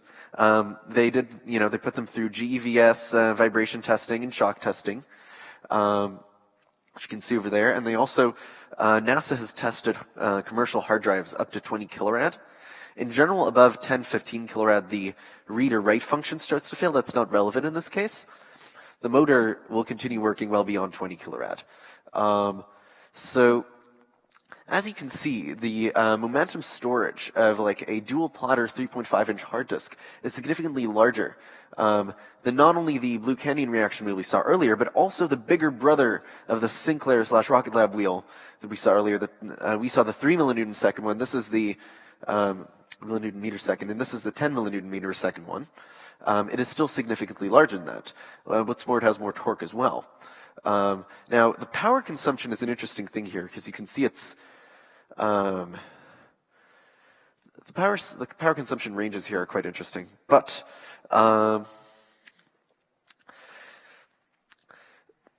let's see. The main kicker here is, of course, the cost. Literally multiple orders of magnitude cheaper to just use the hard drive reaction wheels. But can we do even better? So we designed a system based on side panel integrated hard drive reaction wheels. So the way this works is people have manufactured small and thin hard drives for laptops, for ultrabooks, for tablets even, back before SSDs were popular. And they're still in production today by companies like Seagate or WD or whatever. And so these ones are 7 millimeters thick. In fact, we have the capability to go even 5 millimeters thick. It's not in production anymore, but once we're a bit further along, we will actually go to NIDEC and we will restart production of the 5 millimeter thick motors to make it even thinner. So here you can see a proposed CubeSat platform from our company, Skyline Celestial. So We believe that 1Us, 2Us, 3Us, underrated. Underrated in terms of launch costs. Launch cost is, with us, the most expensive part of the satellite. Skyline is a company that believes in bringing satellites to every man, woman, and child on Earth, and literally enabling everyone to explore space, which is precisely why we stay away from all the slogans like making space for everyone and bringing space down to Earth and democratizing space and all that, which are used by, our launch vehicle is $15 million instead of 50. Here you can see a 1U platform, which stores almost all of its major components in the side panels and takes up practically no internal volume. Now, the current iteration of our avionics at Skyline is a bit different than this. This is a slightly older design, but the main point still remains. We have a single board satellite on a bus, or to be correct, a bus on a board, which has multiple integrated compute modules, telemetry modules, and other even like neuromorphic or AI modules for advanced edge computing in space. And the side panels, you can fit batteries into them. You can just have an all battery side panel. You can fit star trackers. You can fit even eventually some sort of micro miniature laser MEMS transmitter. But in this case, you can see a commercial hard drive reaction wheel integrated into the side panel. And this is kind of where we went further. We said, can we do a attitude control system that takes up practically no space inside the CubeSat? This has been done, of course, with solar panel magnet torquers. Has not been done yet with reaction wheels. So here you can see a bit of the specifications of the performance you get from an HDD reaction wheel. So the torque is roughly comparable to some of the commercial wheels over there. The momentum storage is low, but still higher than the wheel from CubeSpace, I believe. You can see here the dimensions of the panel and how, if you take away the star tracker, it fits even in the very restrained Cal Poly standard of 6.5 millimeters, but now we're seeing deployers with 25 millimeter protrusions, so it's really not a problem. You could stack deployable panels on top of this and still fit. Now we've tested the power draw on this thing, and it's actually pretty reasonable. In general, at around 9 volts, you go from like 0.3 maybe if you do it at a very low speed, and then you can go up to 1 point something watts, depending on your voltage. But yeah, these wheels are commercially available. You can get them on Amazon for $22. And this is a technology that is powering the entire internet, spinning in all the data centers of today. If it's reliable enough for Amazon, it's reliable enough for you. Now, how can we make performance even better? Because these numbers were comparable to the lower end of the spectrum, but can we go and meet the higher end of the spectrum? Well, we don't need to write. We don't need to read. We don't need to store any data on this thing. So we can swap out the platter with an entirely inert block of tungsten. And we get far, far, far more momentum storage once we switch to tungsten. Now, tungsten does have some difficulties in machining, so it may end up being some other similar alloy, but you can increase it substantially. It's also possible to actually, if you go back to the previous slide, it's theoretically possible to scale up the size of the wheel while keeping the size of the motor intact. Sorry, the size of the platter. Because, again, the regular read-write standards don't apply, so you can actually increase the size of the platter a bit to the edges and gain some more momentum storage there. So basically here's, I see it's been distorted a bit, but whatever. This is a plot basically of how hard drive reaction wheels compare to the commercial ones we saw earlier. And as you can see, even with like the current version, which uses aluminum, they're comparable to the lower end of the spectrum, and they can start to begin to come close to something like a multi-tens of thousands of Blue Canyon wheel once you use tungsten. So we started prototyping this, and in this case, we ran into some issues here. So one of the main issues is this. If you want just the motor and just the platter, you have to go directly to Nidec or Mitsui or whoever manufactures these things. There's multiple companies in Japan and China. Because with the larger motors, they are a separate motor that is then integrated into the enclosure. In this case, you're actually seeing the enclosure that has been stripped of all the frivolous parts because the motor is built into the enclosure, which means it has to be made practical as a CubeSat product. It has to be made with a new enclosure that is better designed for this. However, even if that was not possible, this works. It mounts to the side of a CubeSat, it fits, and other than aesthetics, there is no reason not to use this. Now, to control this, we have this board that we've been developing to Basically, this is a test board. It's for 3-axis attitude control. And this is just to test how well we can characterize the performance of these wheels, how well we can get like performance that is not just consistent, RPMs, but also like getting good torque, getting good changes of direction. We need that.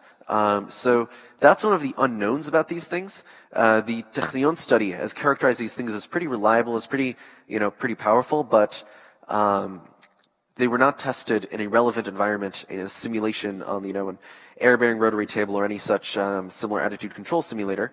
So doing that and characterizing their performance and trying to see how we can best suit the software for these things is our next goal.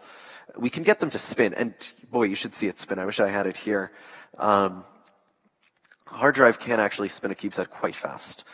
Now, hard drive wheels are not perfect. They have some disadvantages. The major one is that they do not have Hall effect sensors.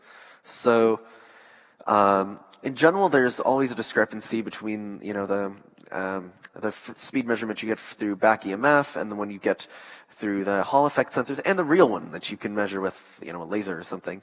And Hall effect sensors are, well, they're closer to the reality. So, you may not be able to quite get, the ultra-precise performance. But for a lower-cost solution that does not require arc-second quality performance, or does not require, more advanced maneuvers, for something that is cheap and accessible and brings 3-axis attitude control to everyone, I think it should be good enough. Again, flat platters are not the best shape.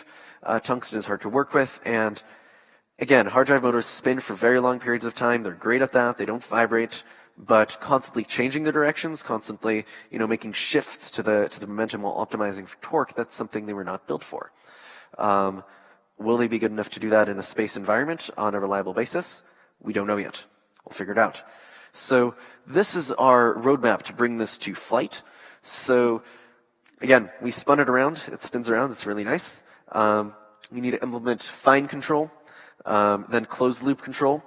Do the classic demonstration where, you touch it and it stabilizes itself. Get good data on motor operation in a variety of conditions.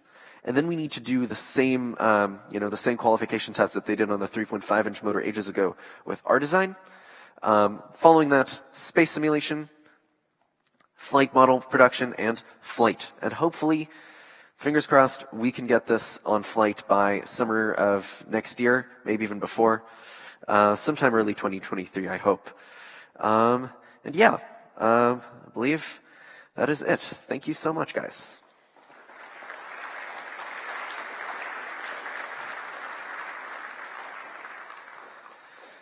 Are there any questions? Oh, yes. Let's see. Let's start with you. Thank you.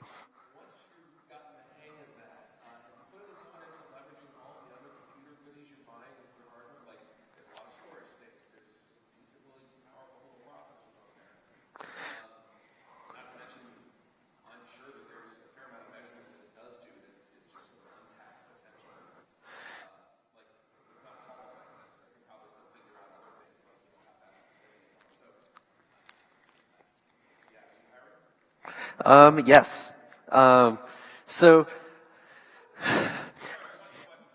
yes, with, okay, so about the other components that are available in the hard drive.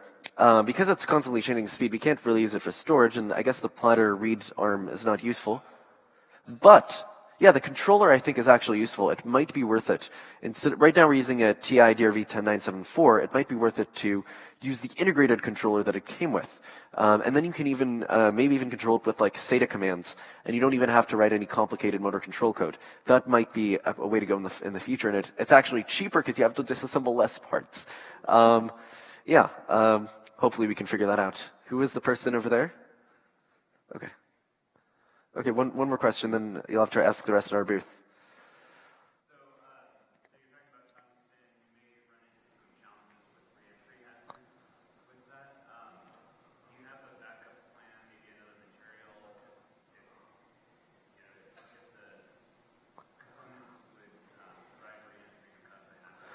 Right. Yeah, you're right about that. Tungsten does have an awfully high melting point. Honestly, if worst comes, I mean, even steel would be better than aluminum. And then there's some other alloys. There's like what, I don't remember, is it molybdenum or something? There's some other options. Worst case, we could just go with steel. It'll be better than aluminum. Yeah, it'll be interesting to test. Like, even like there might be some high density ceramics that could work. We'll just have to test that out. I am worried about ceramics surviving the launch environment though in terms of vibration, but we'll figure it out. We'll vibe test the ceramics. Anyway, that's all for now. See you guys soon.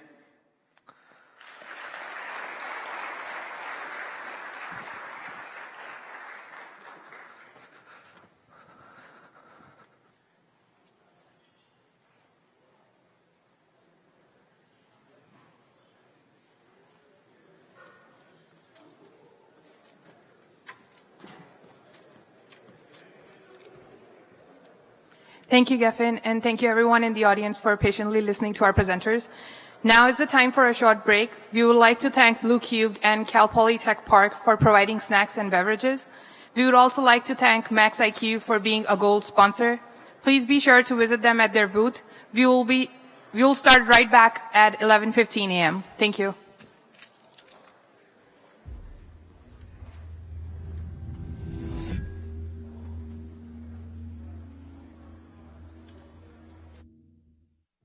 Hi, I'm Judy Sandrock, and I'm one of the co-founders of MaxIQ Space. As MaxIQ, we focus on space STEM education. How do we encourage youngsters who are still in their K through 12 education?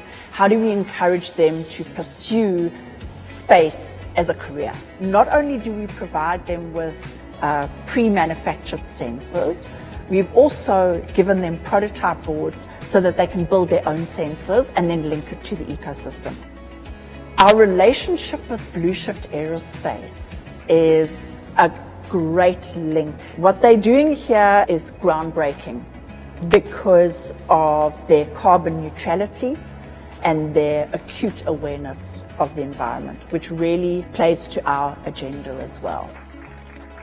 My name is Sasha Derry. I'm the CEO and founder of Blue Shift Aerospace. Blue Shift is the first company to provide a dedicated rocket launch service for small satellites using a bio-derived fuel. On January 31st, Blue Shift made history when we launched the first commercial rocket in the world using an eco-friendly bio-derived fuel. Our goal is to launch small payloads for civil and academic customers who today have to rely upon expensive, infrequent rideshare opportunities. By offering small nanosatellite launch capabilities, we can provide a niche service that currently does not exist in the aerospace industry today. And we're able to do it because of the cost advantages of our rocket design, its fuel, and our geographic advantage here in Maine.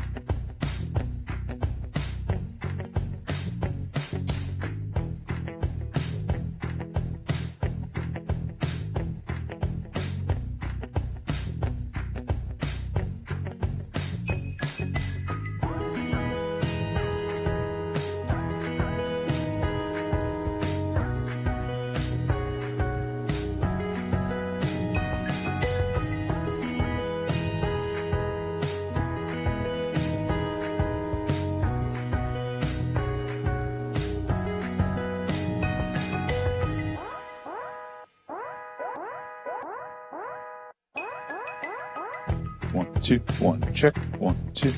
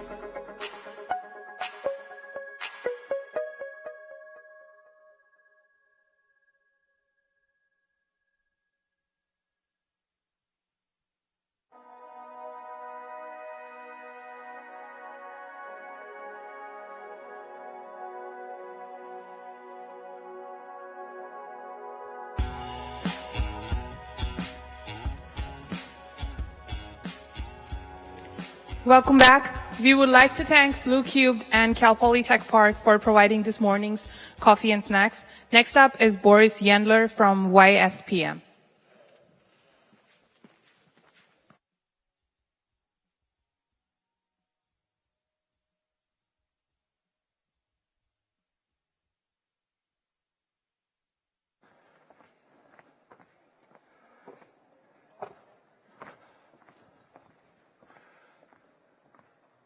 So, while my slides are not on, this is Boris Yendler. Let me introduce myself. Is everything okay? Yeah, everything here. So, I'm working on this field of thermal field for cube. Actually, in thermal field, I'm working for a long time. But thermal aspects of CubeSats, it was like maybe 6-7 years, something like this, along the slide. And I see my role sort of double. One of them is, of course, to help solve thermal problems from missions, current and design, etc. And another one is to educate myself and other people about thermal aspects of CubeSats, because thermal aspect of CubeSats was neglected actually from the beginning of the CubeSat era. And it was for very simple explanation. This is already, my slide is on. And for very simple explanation, because at the beginning of CubeSat, which is again 15-20 years ago, actually it was mostly educated tool for education. And it mostly was built by EE engineers.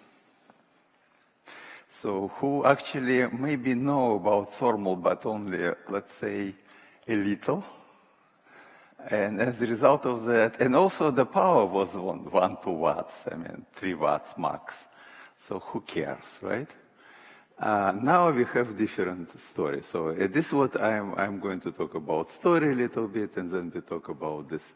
What does it mean, thermally efficient CubeSat architecture? And the reason why I said it's thermally effective, because again, before it was 1, 2, 3, 4, 5 watts. Essentially, there is no efficiency. But now it's really when we gain to, and you will see, we'll get to 100 watts, or 100, 200, whatever, future 300 watts. So then it's already a different story. So let's go. This is essentially a longer written why thermal issues never was on the focus before, in prior time. Essentially, the major goal was actually to build CubeSats, mechanical stable, lightweight, and low-cost structure. This was the maximum.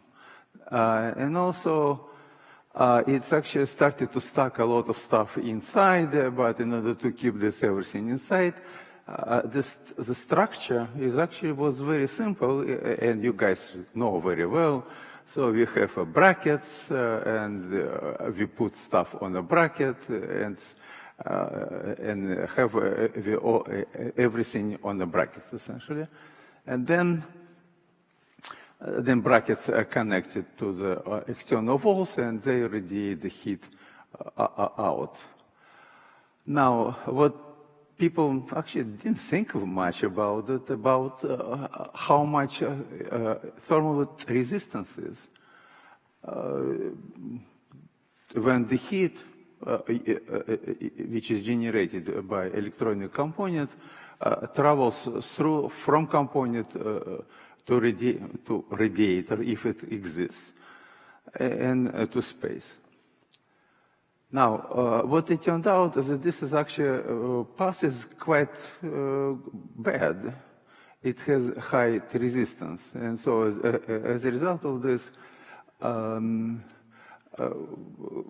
CubeSat is not very suitable for high power, but it's existing structure is okay for low power, and CubeSat structure is not important for low power. Now, what happens then, as you know, we have more and more functions stacking inside of the CubeSat. And of course, each function is something doing, and in order to do something, they need to have more power. And this is a very interesting plot. Oops, sorry, wrong. Oh, it's not, it doesn't go back. Okay, it went back. So you see actually this was up to 2015. So what we see exponential rise of the power requirement. But what we need to keep in mind, guys, so when you generate electricity or power, you actually, if we say 50% efficiency of the electronics, which is more or less correct. So it means that 50% of electricity or energy should generate is actually waste heat. I like this. I had a conversation with one guy, and when I told him the spiel, and he said, "What is the waste heat?" I mean, the people who build, particularly from universities, they don't have any, I mean, they have slight idea about waste heat, but not much. So essentially, the more we put function in, the more we generate electricity, energy, more we generate more waste heat. And we need to dump this heat into space, right? Now, this is I won't be politically correct, but this is a sort of the same as if you eat more, you poop more. The more you eat, the more you poop. It is exactly what will happen in satellite. So when you put more more energy, more function, please think about this. How you can get rid of waste heat. This is and the more watts you putting in, the more watts you need to get out. But again, don't forget, this is an energy conservation law. Energy doesn't disappear, right? So if you generate 100 watts, so 100 watts should go out. People somehow doesn't connect these two things. Not all this 100 watts out in terms of waste heat. It could be radio, it could be whatever, laser, right? Beam. But nevertheless, it's about, at minimum, 50% is the waste heat. Okay, so now, in order to get rid of the heat, waste heat, we need to transfer heat from source to the radiator. If this path is not efficient, so we essentially shoot ourselves in the foot. And you will see in a second how. Now, this is another interesting. Now, if we're talking about not the heat itself or energy, but energy density, this is, by the way, very interesting number. If you see, if you're talking about 112U, 100-watt CubeSat, right? And compared with this Satcom, and I took a JSat-2, which is about half of this stage. So it turned out that if you calculate energy density, you see, this 12U has 35 times density in energy. People didn't think about it. They said, oh, 100 watts. Yeah, but this is really a problem, as you see in a second. So, again, don't forget, 35 times more. More energy in 1 cubic unit in CubeSat than in a big communication satellite. Now, let's talk about traditional architecture, right? Architecture, what is this? So in order to transfer heat from electronics, what you need to go through interface between electronics and bracket, across the bracket, through interface between bracket and radiator, then into space. Now, what people also don't appreciate, the killer is this interface. This is really what reduces the efficiency of the path in significant way. If you do, as you see, next example.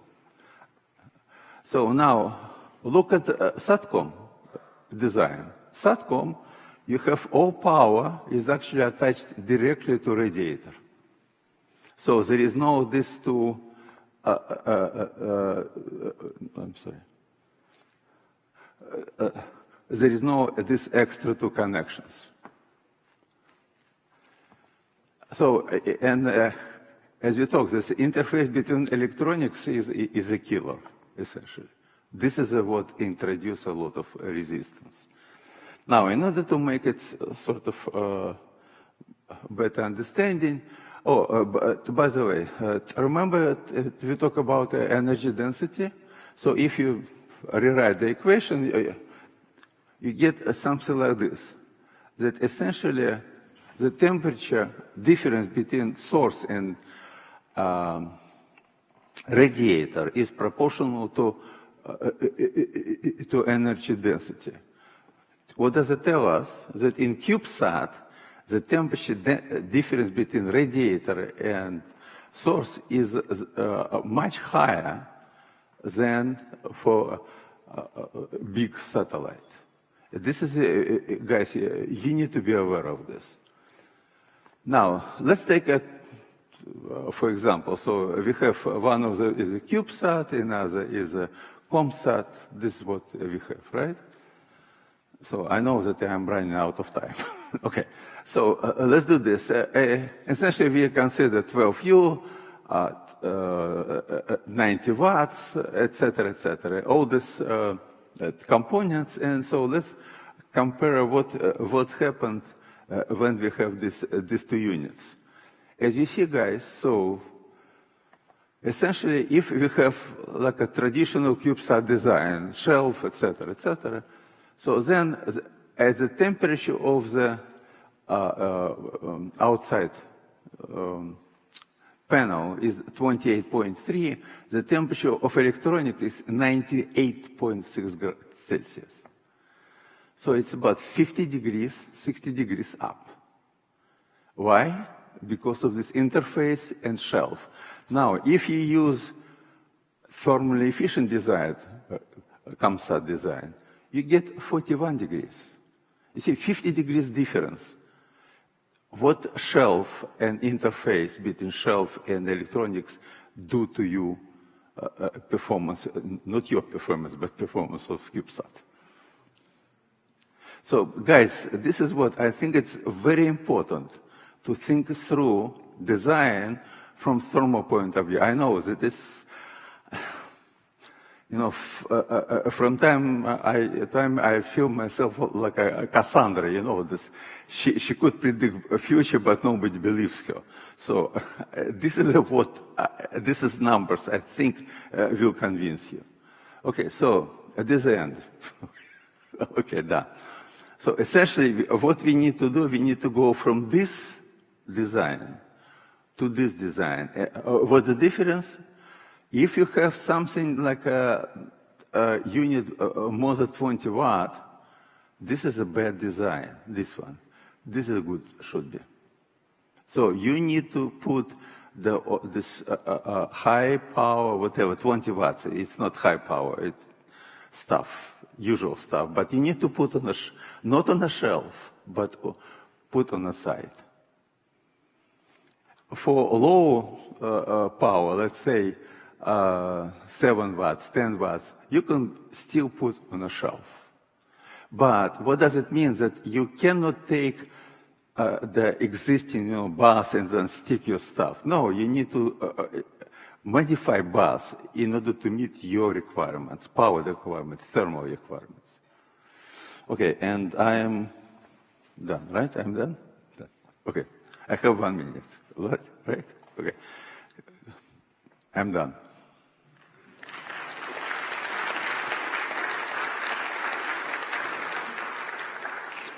So, questions?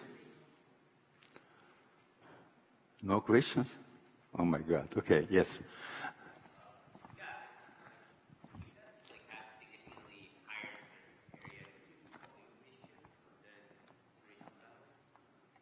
I'm so good to repeat.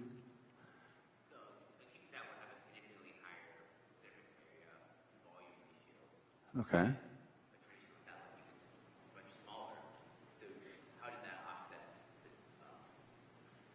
Okay. Now, so let me then go back. Essentially, you need to think about this one. Because what really CubeSat has empty space inside. Because all power generation, all heat generation elements is actually concentrated along this very small area. It's like a panel and all these boxes. But you can walk, unless you have this tanks, right? Because tanks are in the middle. You can walk through space light. So this is it's not a volume, you know. You need to take a volume which is taken by electronics. But in reality, its situation is much worse on CubeSat, as far as this one goes. Okay, next. So I guess everybody is convinced that this is the right way to go, right? Yeah, I know that this is goes against the grain because we want to have standard bus and we just stick in and fly. This is what I heard this previous days. Yeah, you probably can, but but it limits your power. This is the reason why I ask, oh guys, you have standard bus, how much power? How much power you can have, right? It's not only power, guys, because if you use standard bus, essentially you cannot standard bus doesn't allow you to put these high heat producing elements on the wall, on the panel, what you need to do.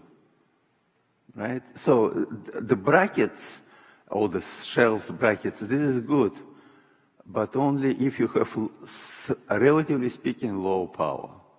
But as soon as you go 100 watts, forget it. It will not fly. Okay, sorry. 0. Okay, So any question, guys? So, okay, so it looks like everybody is going to change the structure. Okay, have a good one.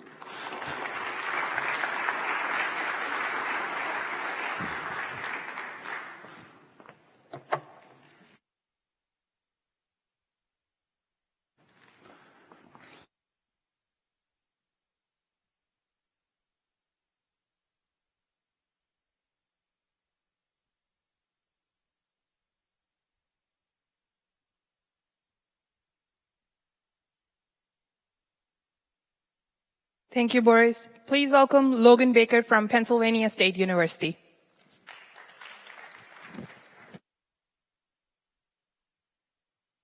Okay. Thank you.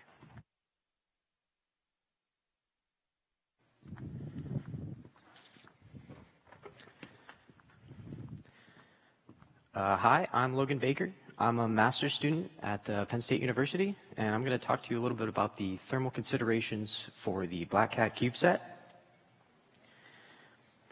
So first, before we go into the thermal stuff, I want to talk a little bit about science goals for the CubeSat in general. Black Cat is a soft X-ray CubeSat, or detector. We will be monitoring the sky for high energy astrophysics consistently throughout the year-long mission.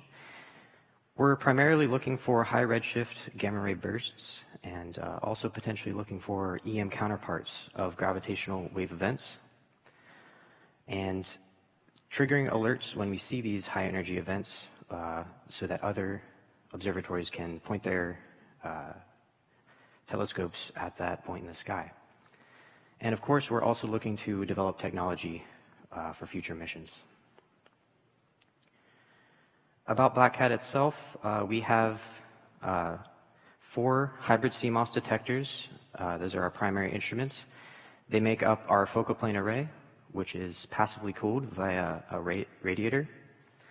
And we also have a coded aperture mask, which is in yellow on the screen. That is how we determine the directionality of the point sources in the sky. We're on a 6U CubeSat and expecting launch in Q2 2024 as of right now. We'll be in a dawn-dusk sun-synchronous orbit. And the big points, for me at least, the thermal requirements are FPA needs to be between -40°C and -60°C. We're going to pick a set point in that region, and then we need to be within a variation of 1 degree C from that set point throughout the entire mission lifetime. Additionally, for the mask, we need to be between 10 and 20 C with a variation of 5 degrees. So our thermal model, we simplified a little bit just to keep the speed up. Thermal models take a little while. So we simplified the exterior panels, chassis, and the deployable solar panels just a bit. And to show more of our payload specific, I want to explode our model and then strip away some of the chassis and other parts. Here we go. Like I mentioned earlier, we're focusing in this talk at least on the focal plane array, or FPA, and the coded aperture mask. And you can also see on this picture we have the radiator panel and a couple other parts. So for our thermal analysis, we identified 2 different cases throughout the year. Our cold case happens in the months of May through August, and that's when we are dipping into a little bit of eclipse behind the Earth throughout that point in the year. We're peaking at 22 minutes of our eclipse for our cold case, and that's in and around June 14th. Our hot case is basically the entire rest of the year, and we're cutting it off at 1 minute behind or in the Earth eclipse, just for simplicity here. So first, let's take a look at the hot case steady state analysis. We have the FPA is sitting at a little under 40 degrees C down here, and the mask is underneath a little bit under 19 degrees C, and that's averaging over the course of the whole area, as you can see up there. And on the same temperature scale, we have the cold case, where the FPA is down to -47 degrees C, and the mask is in and around 5. To understand a little bit more about the variation over a couple orbits, we did 3-orbit transient analysis, and this slide we're looking at the focal plane array. On the left, the hot case, and the right, we have the cold case for the FPA. As you can see, our variability is extremely low during our hot case scenario. We're underneath about 0.05 degrees C variation throughout the couple orbit period. In our cold case, because we are going in and out of eclipse, we are seeing a higher variability. We're still within that plus or minus 1 degree range. We also show that the steady state analysis that we did is a good indicator of the average temperature taken over the course of these 3 orbits. And in similar vein, the mask, we have, again, very, very low variation over the course of the hot case. And the cold case, we are well within that 5 degrees that we are required, as I mentioned earlier. Moving on, the big point of this talk, at least, we wanted to do a year in the life analysis of the CubeSat. Our mission lifetime is baseline a year, and we can extend that by a little bit afterwards if we're continuing to do good work. We chose 14 points throughout the year, focusing in on that cold section where we're changing rapidly, and 6 points throughout the rest of the year, the hot case, to just make sure that we're consistent intuitively throughout that point. And the goal of this was to estimate the heater power based on our change in temperature throughout the entire year, just to make sure we're within that variation. That's the big point. So these are the results. The blue line indicates the temperature throughout the entire year. We're going from left to right on the x-axis, week 0, which is January 1, all the way through the end of the year. On the left side, we have the FPA, and on the right side, the mask.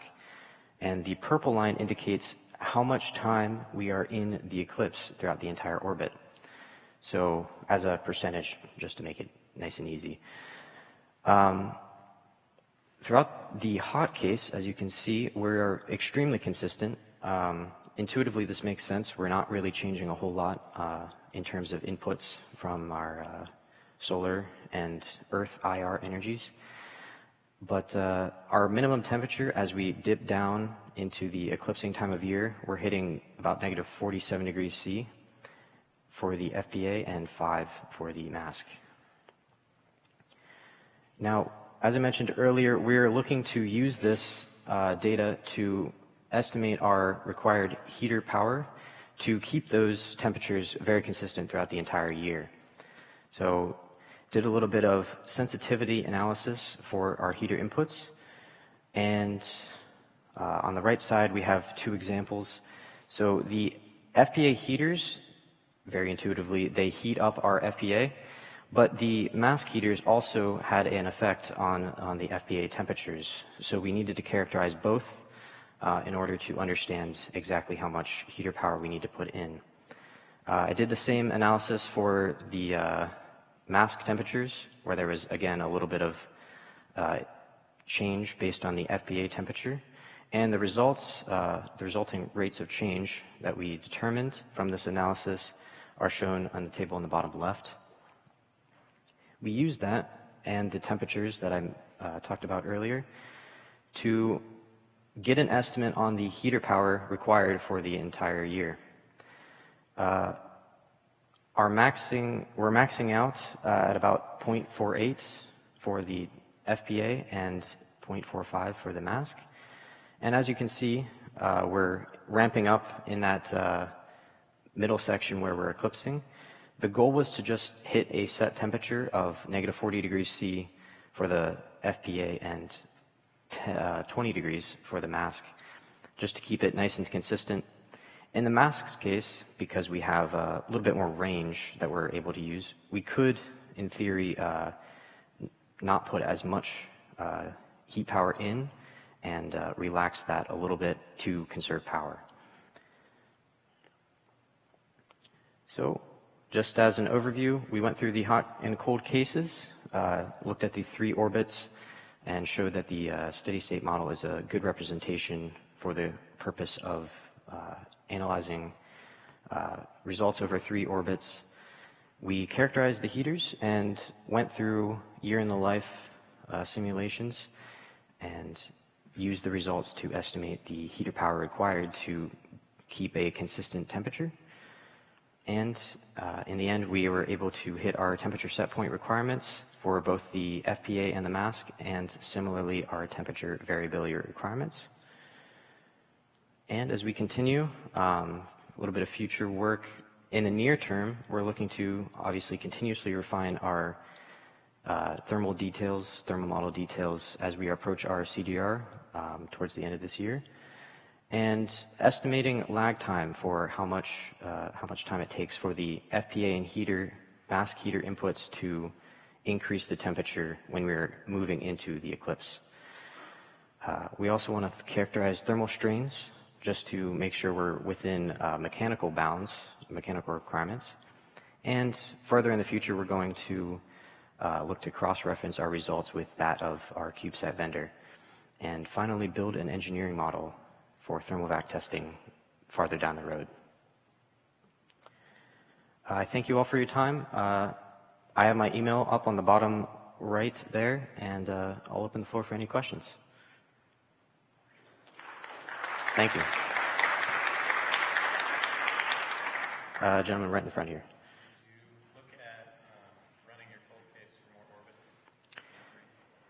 So we did run the cold case for more orbits. I'm assuming you're referring to, here, let me.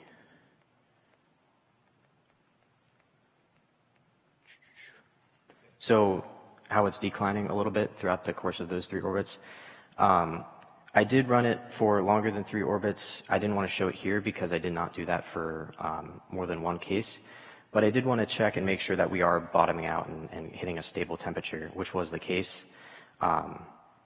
When we do longer simulations, we don't have as much accuracy because we can't put as many points into it. So we're reducing a little bit on what we can see here. But it does bottom out. And based on what I've determined, it's completely dependent on when we start throughout the orbit in the cold case. So whether or not we're starting in the eclipse, starting the time period, if we're starting in the eclipse, at the start of it, at the end of it, in the middle of the non-eclipsing time of the year, or non-eclipsing time throughout the eclipse. So it's, I think, a little bit just dependent on how we're starting our simulations, but it is minimal change overall as well.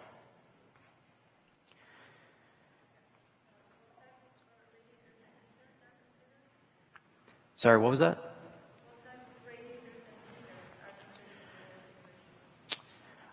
So the question was what types of heaters and radiators were considered. The radiator is just a passive radiator that we can see on the right-hand side. So that is going to be facing away from the Earth constantly throughout our orbit. And heaters we're using, I don't remember the types off the top of my head for both cases, but I can, if you like, I can talk to you afterwards and get that information for you for sure. Yep. What does the thermal interface look like between the FPA and the radiator? We have a thermal strap. It's a little bit hard to see there, but right in here, there is a thermal strap that's running directly from the kind of the back of the detectors, the 4 detectors here, over to the radiator panel. At the moment, we're looking at using a graphite thermal strap. It looks like that might be our best case. Otherwise, we could use just a standard like copper radiator or thermal strap. And I think that is all the time I have left for questions. So thank you very much. Appreciate your time.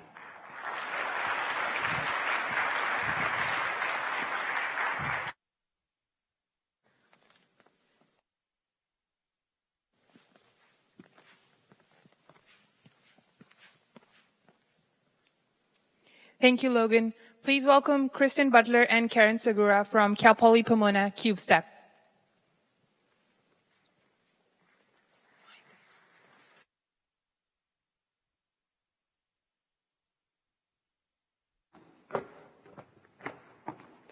Hi everyone, my name is Kristen Butler and I am the lead systems engineer on the project, and joining me will be Karen Segura, our payload lead.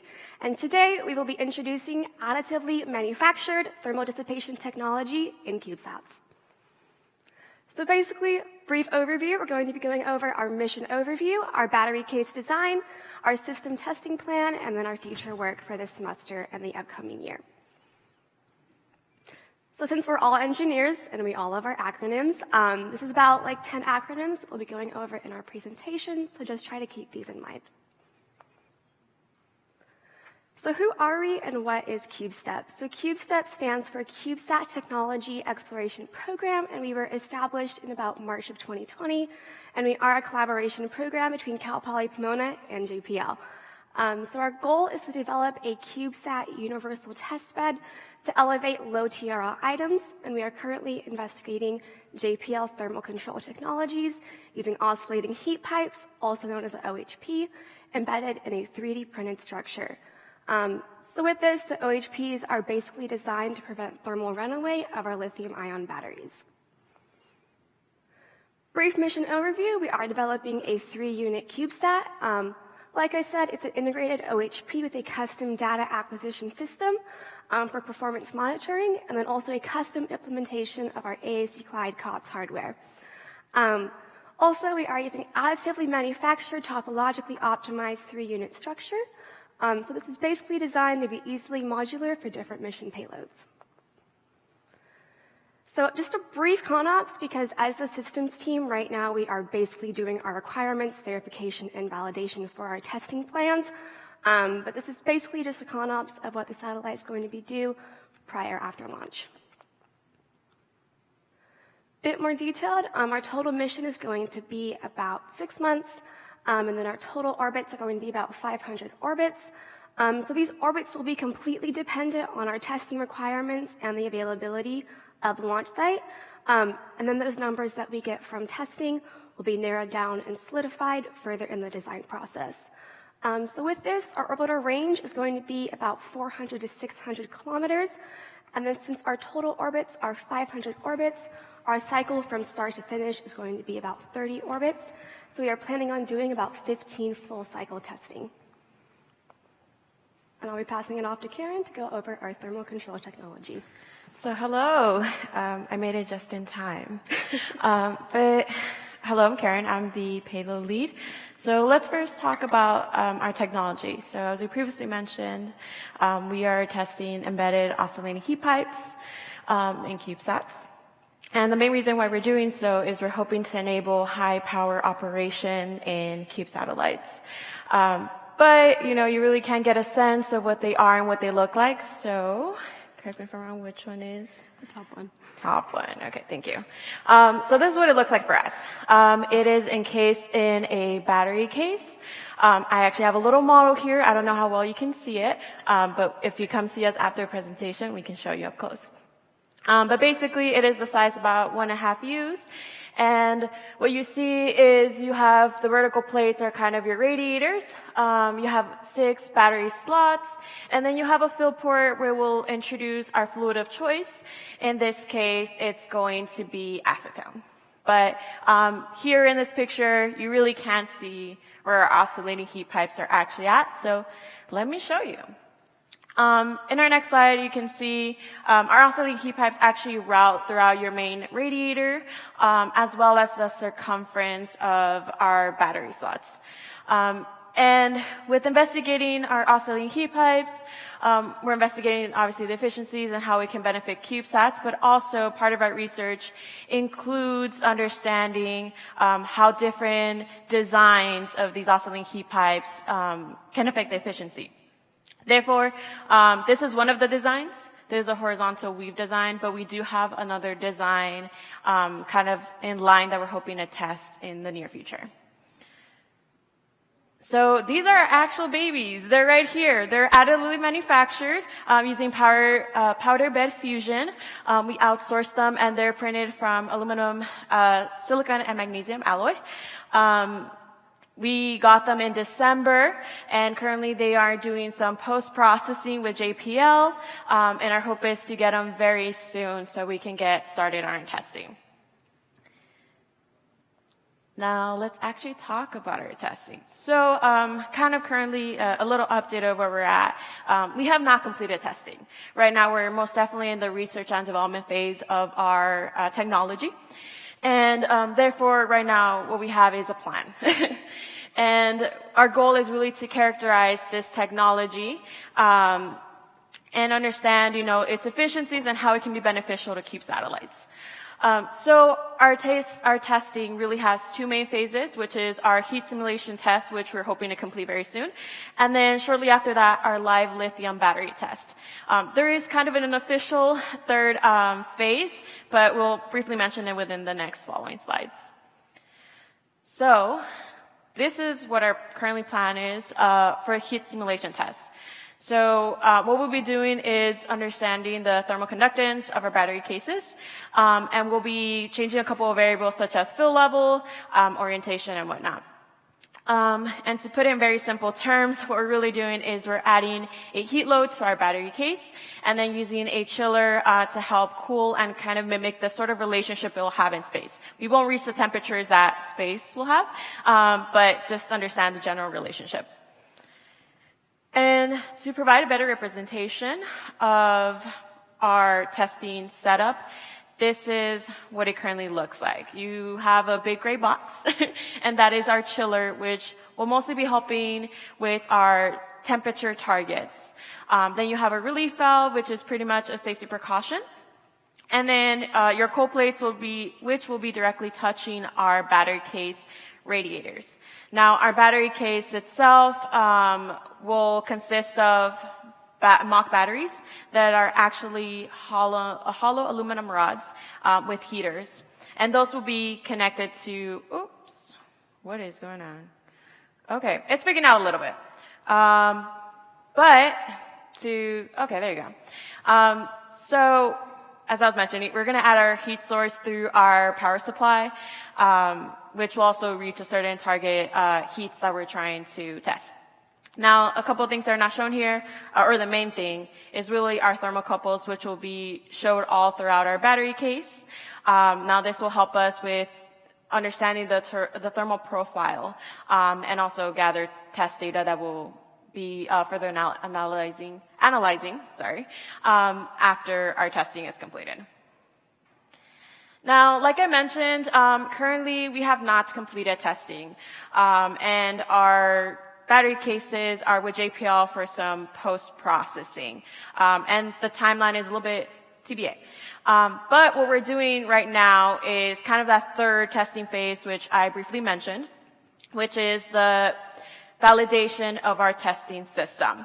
Currently, the picture that you saw previously of our testing setup, we have it all hooked up. We've been doing mock tests to make sure that the pressure and the specs all align.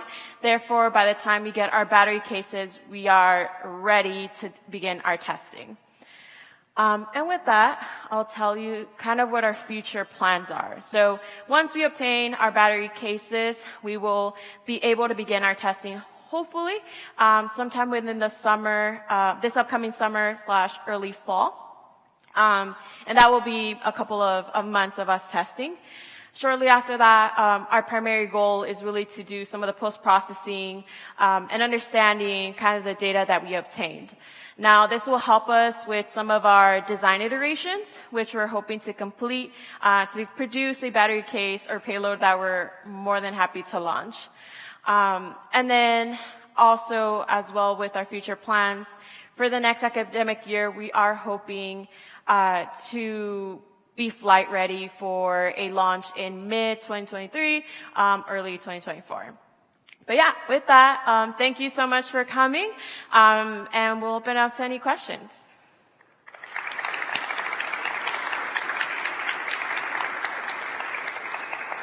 Yeah. Yes. So this is clearly focusing on removing HCSD from the batteries. Is there any facility in the system to prevent the batteries getting too cold? That is a good question.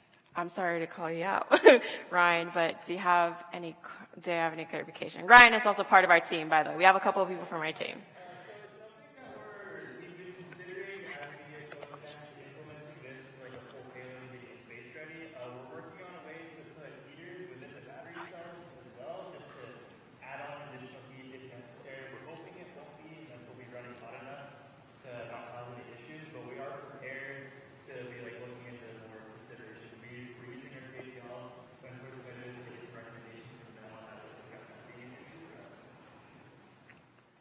Thanks, Ryan.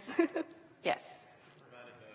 OSP design. So we used a bit of research that was previously done by JPL. Oh, I forgot to mention, not sure if we've mentioned it, but we are a joint venture with JPL. So JPL had already done a little bit of testing themselves. So we partnered with them. We learned a little bit of what they had already completed. And then from basically their lessons learned, a previous team helped with the designs of our OHPs. Oh, yes. What are the dimensions of the inside of your channels? 1 millimeter. Ryan is telling me 1 millimeter. Any other questions? If not, thank you so much for your time and enjoy the rest of your time at the Cube Satellite Conference. Thank you, guys.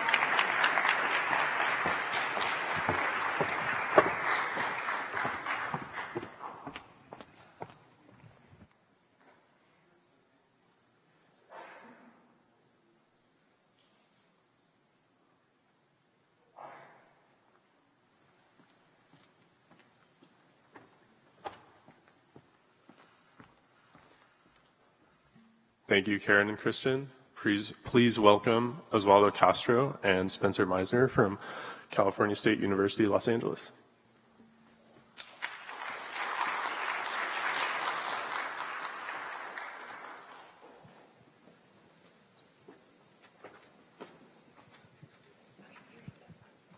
Hello, everyone. My name is Osvaldo Castro. This is Spencer Meisner. We're both graduate students from Cal State Los Angeles. And today we'll be talking about the design of an additively manufactured deployable radiator with oscillating heat pipes, otherwise known as AMDROP, to enable high-power CubeSats. And also, I'd like to say that this is a project collaboration with Cal Poly San Luis Obispo and Jet Propulsion Laboratory.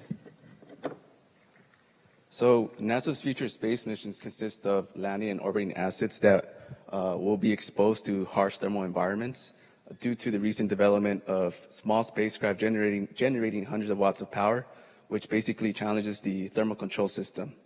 And so our motivation is to develop a cooling technology that will accommodate these high-power devices and deploy in space.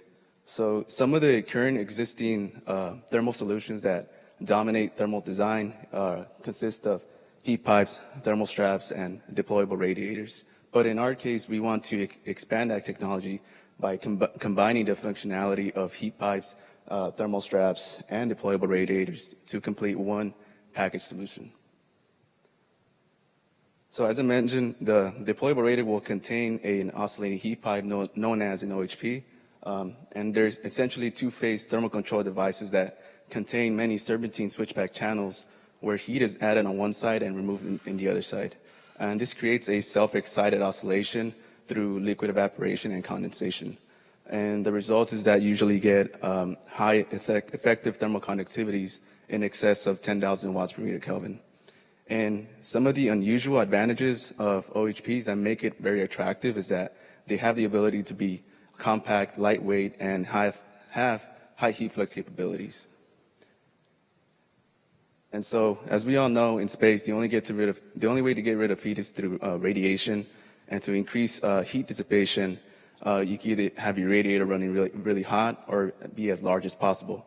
And to make them large, you can fold them into panels, which will increase your surface area. But I think the most important thing here is that we want our panels to be deployed through flexible hinges and have fluid moving across those flexible hinges as well.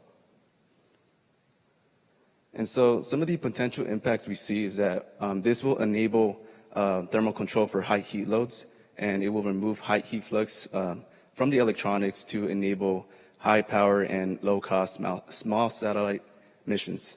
And also we see that this OHP technology is scalable for larger spacecraft, which plays an important role for NASA's future space missions.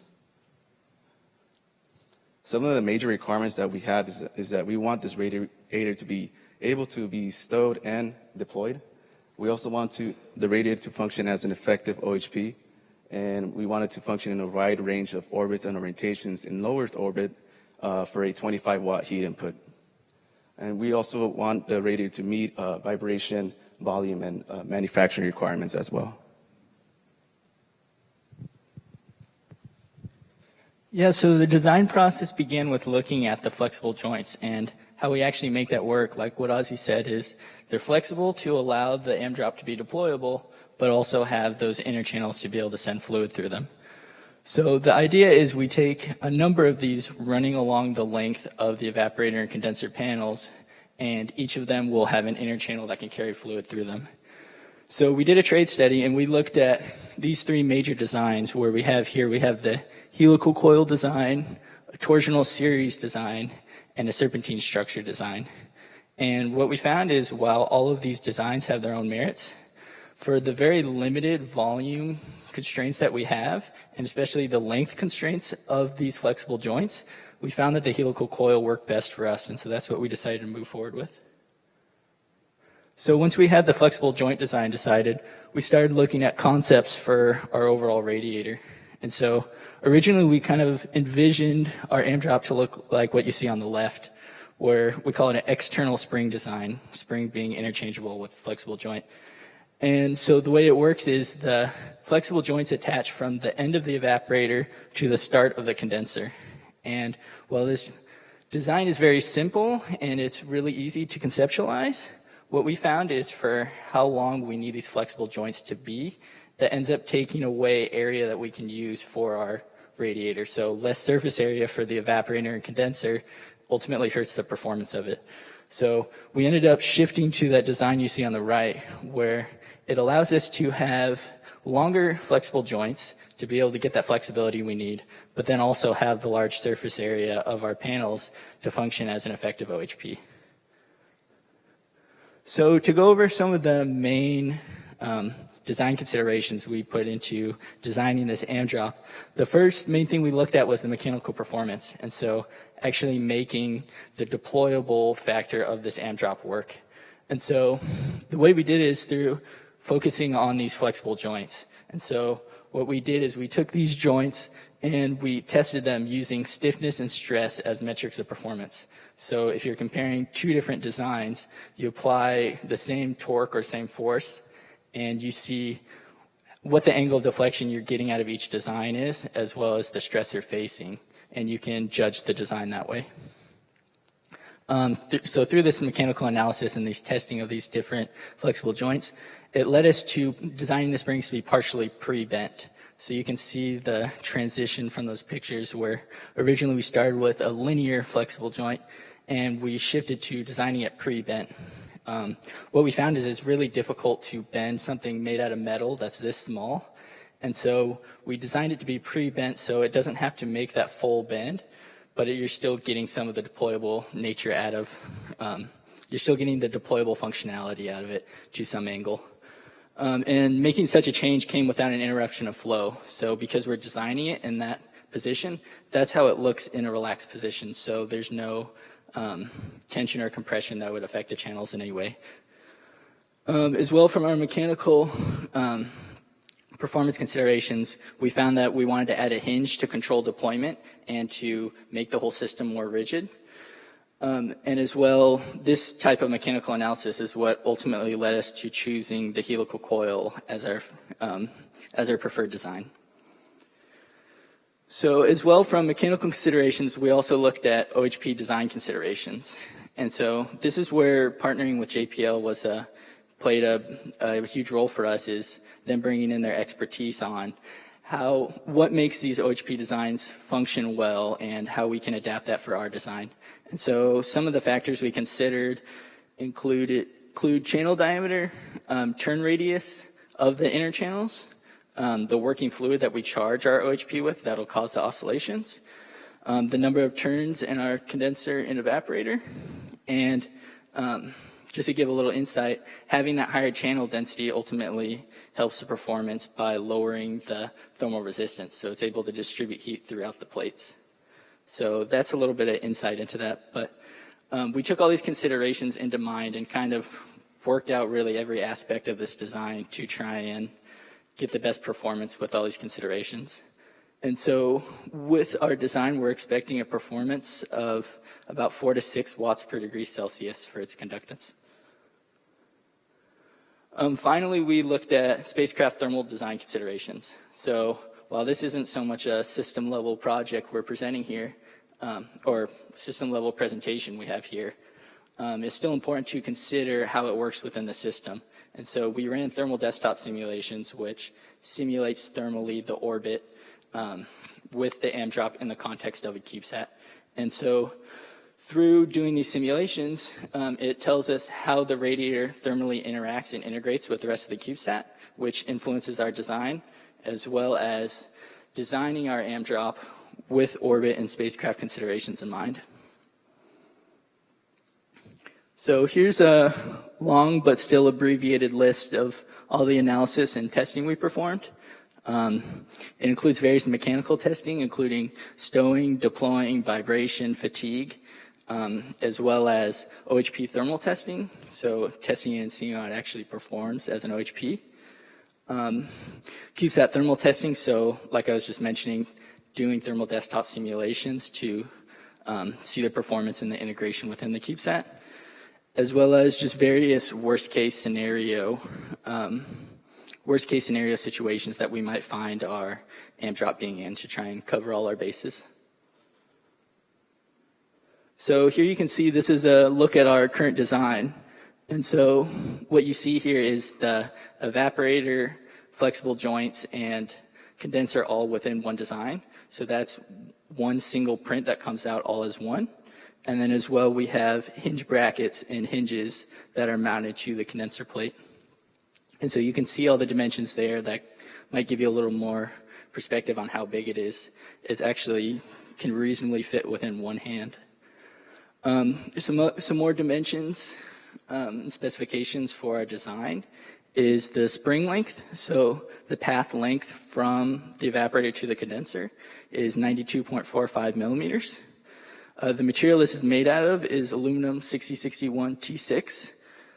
The plates are 4 millimeters thick, and that contains the 1 millimeter channels.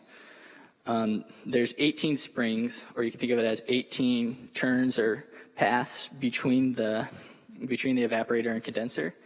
And as well, a few other things. Channel diameter is 1 millimeter, turn radius is 2 millimeter, and our assumed working fluid at this point is R134A.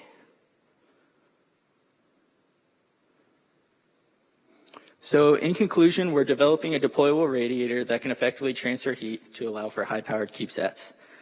We designed it with mechanical, OHP, and spacecraft thermal simulation considerations. And we hope with our technology, this will lead to an improvement in cooling technologies through efficient heat transfer and improved view factors. So the next steps for our project, we're just starting to get our device actually printed at JPL at their facilities. And so with that, we can start doing full-scale testing on our model. And so that includes OHP thermal testing, so actually charging it with fluid, applying a heat load, and seeing how it performs as an OHP device. Further mechanical testing, so that includes stowing, deploying, vibration testing like we had mentioned, and as well testing and seeing the integration of our hinges. And then finally, TVAC chamber testing, so actually integrating it within a CubeSat and seeing how it performs in different environmental conditions. And so, yeah, we would like to give some acknowledgments. We'd like to thank NASA for their support on the project through funding us with this Small Spacecraft Technologies program. We'd like to give thanks to our partners on the project, who are NASA Jet Propulsion Laboratory and Cal Poly San Luis Obispo.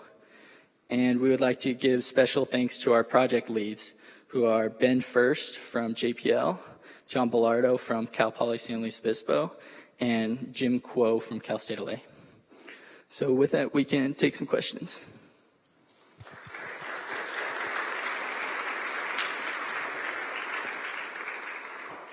Sure, go ahead in the orange. Yeah, exactly. So that alone comes with some design challenges and how it can actually be printed, because all 18 springs are printed as one piece with the two panels. So it's all one solid metal piece. I'll add to that. So JPL has been developing methods to kind of include these heat pipes all in one structure. And whereas if you just print heat pipes, do all the work, and mount it on something, this time your heat pipes are all into one structure. So you mentioned these are oscillating heat pipes, but you need a closed circuit for that. That's two coils going back to back? It is a closed circuit. So do you want to go back to those channels? Yeah, so let's see. Yeah, so here, go ahead and explain. So can you repeat your question again? So you need a closed circuit. That's a one-way trip in one of those coils. Are you going to connect two coils together to form a closed circuit for oscillating? yeah, so basically all of these coils are, So as you can see from the coils in there, the channels in there, they're all connected together. So there is a complete circuit.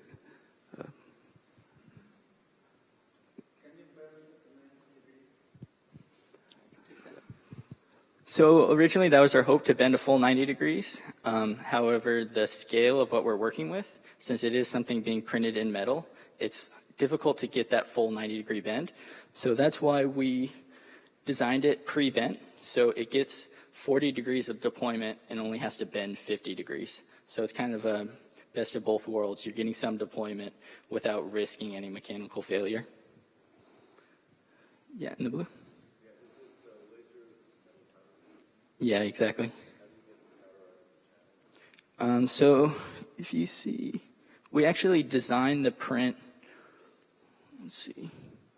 So this is how it looks just coming out of the print. And so you can see it has those inlets and outlets. And actually, we print with those on, and then we send compressed air through it, and that clears all the powder out.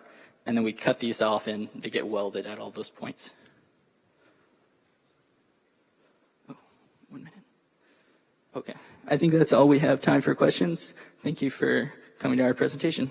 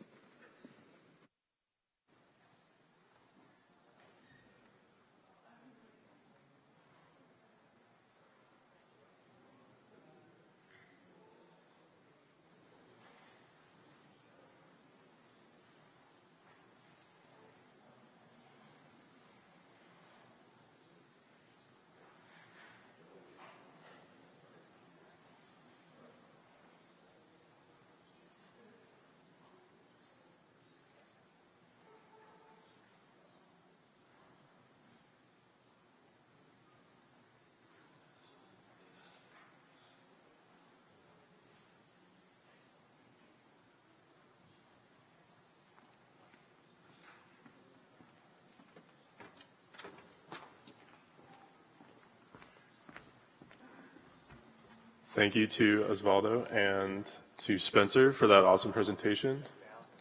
We are now going to transition to a thermal design panel moderated by, once again, Boris Handler from YSPM.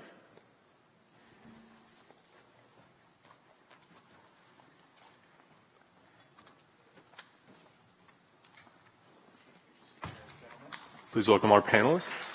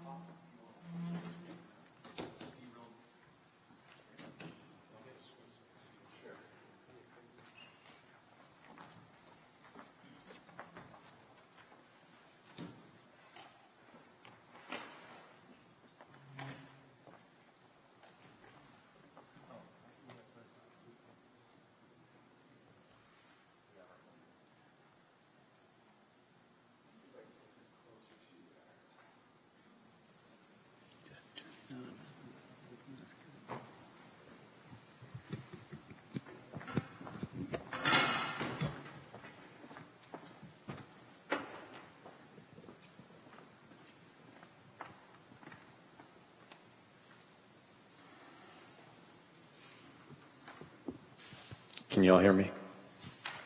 That does sound good.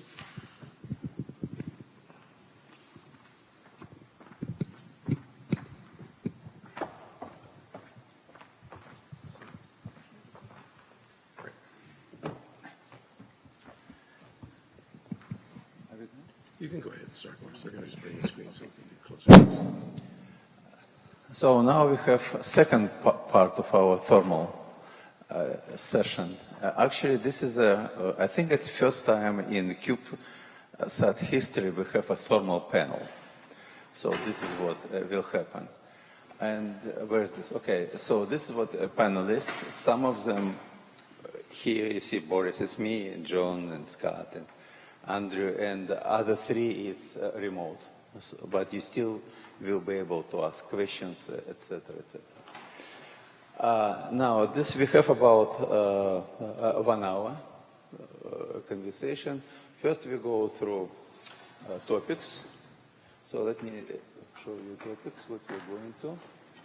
So we are going to discuss this five topics, and then it probably will take about 25 minutes.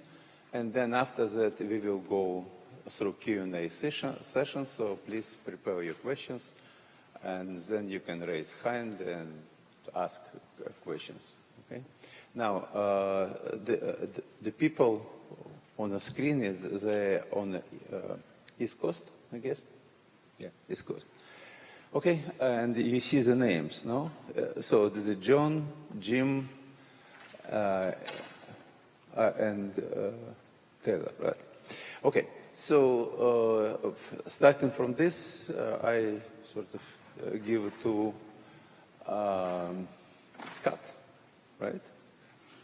Thermally efficient. Ah, no, I'm sorry. It's Jim. Okay, so let's go. Are you on thermally efficient architecture, Boris? Yes, thermally efficient. That's me. Yeah, that'll be me. You let me know whenever you're on the first slide there. Okay, so let's do this. Yes. Brian, it's working. It's working? Yeah. All right. Can you see it? Okay. I am flying blind. So please let me know if I lose track of the slides that are there. I'll do my best. So I'm Ryan Spangler. I'm actually the one who, well, the talking head who will be taking you through thermally efficient.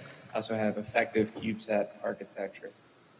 So on the next slide here, there's kind of a running joke, but or it's well known, I should say, in the industry that thermal largely is last in the design process, right? You'll build this sophisticated piece of equipment. In some cases, you'll go to turn it on and testing, everything will work. It'll be a little bit hot, but it'll be operable. In other cases, you'll turn it on, it'll go to 1,000 degrees and nothing will work.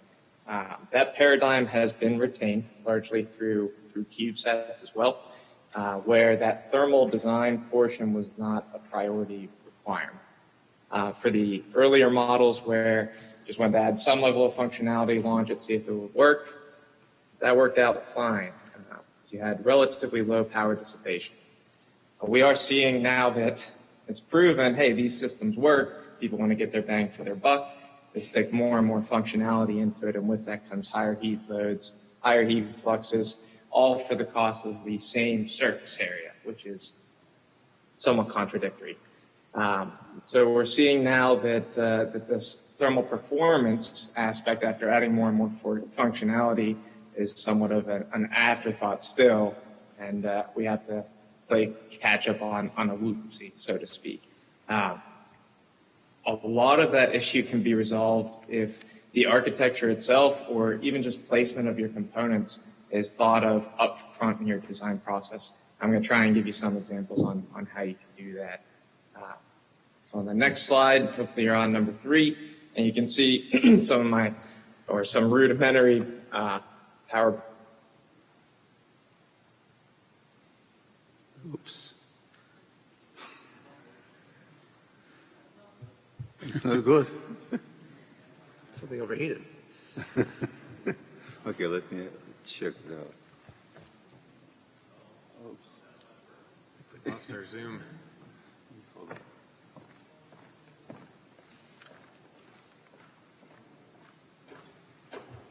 Gives everybody more time to think of questions.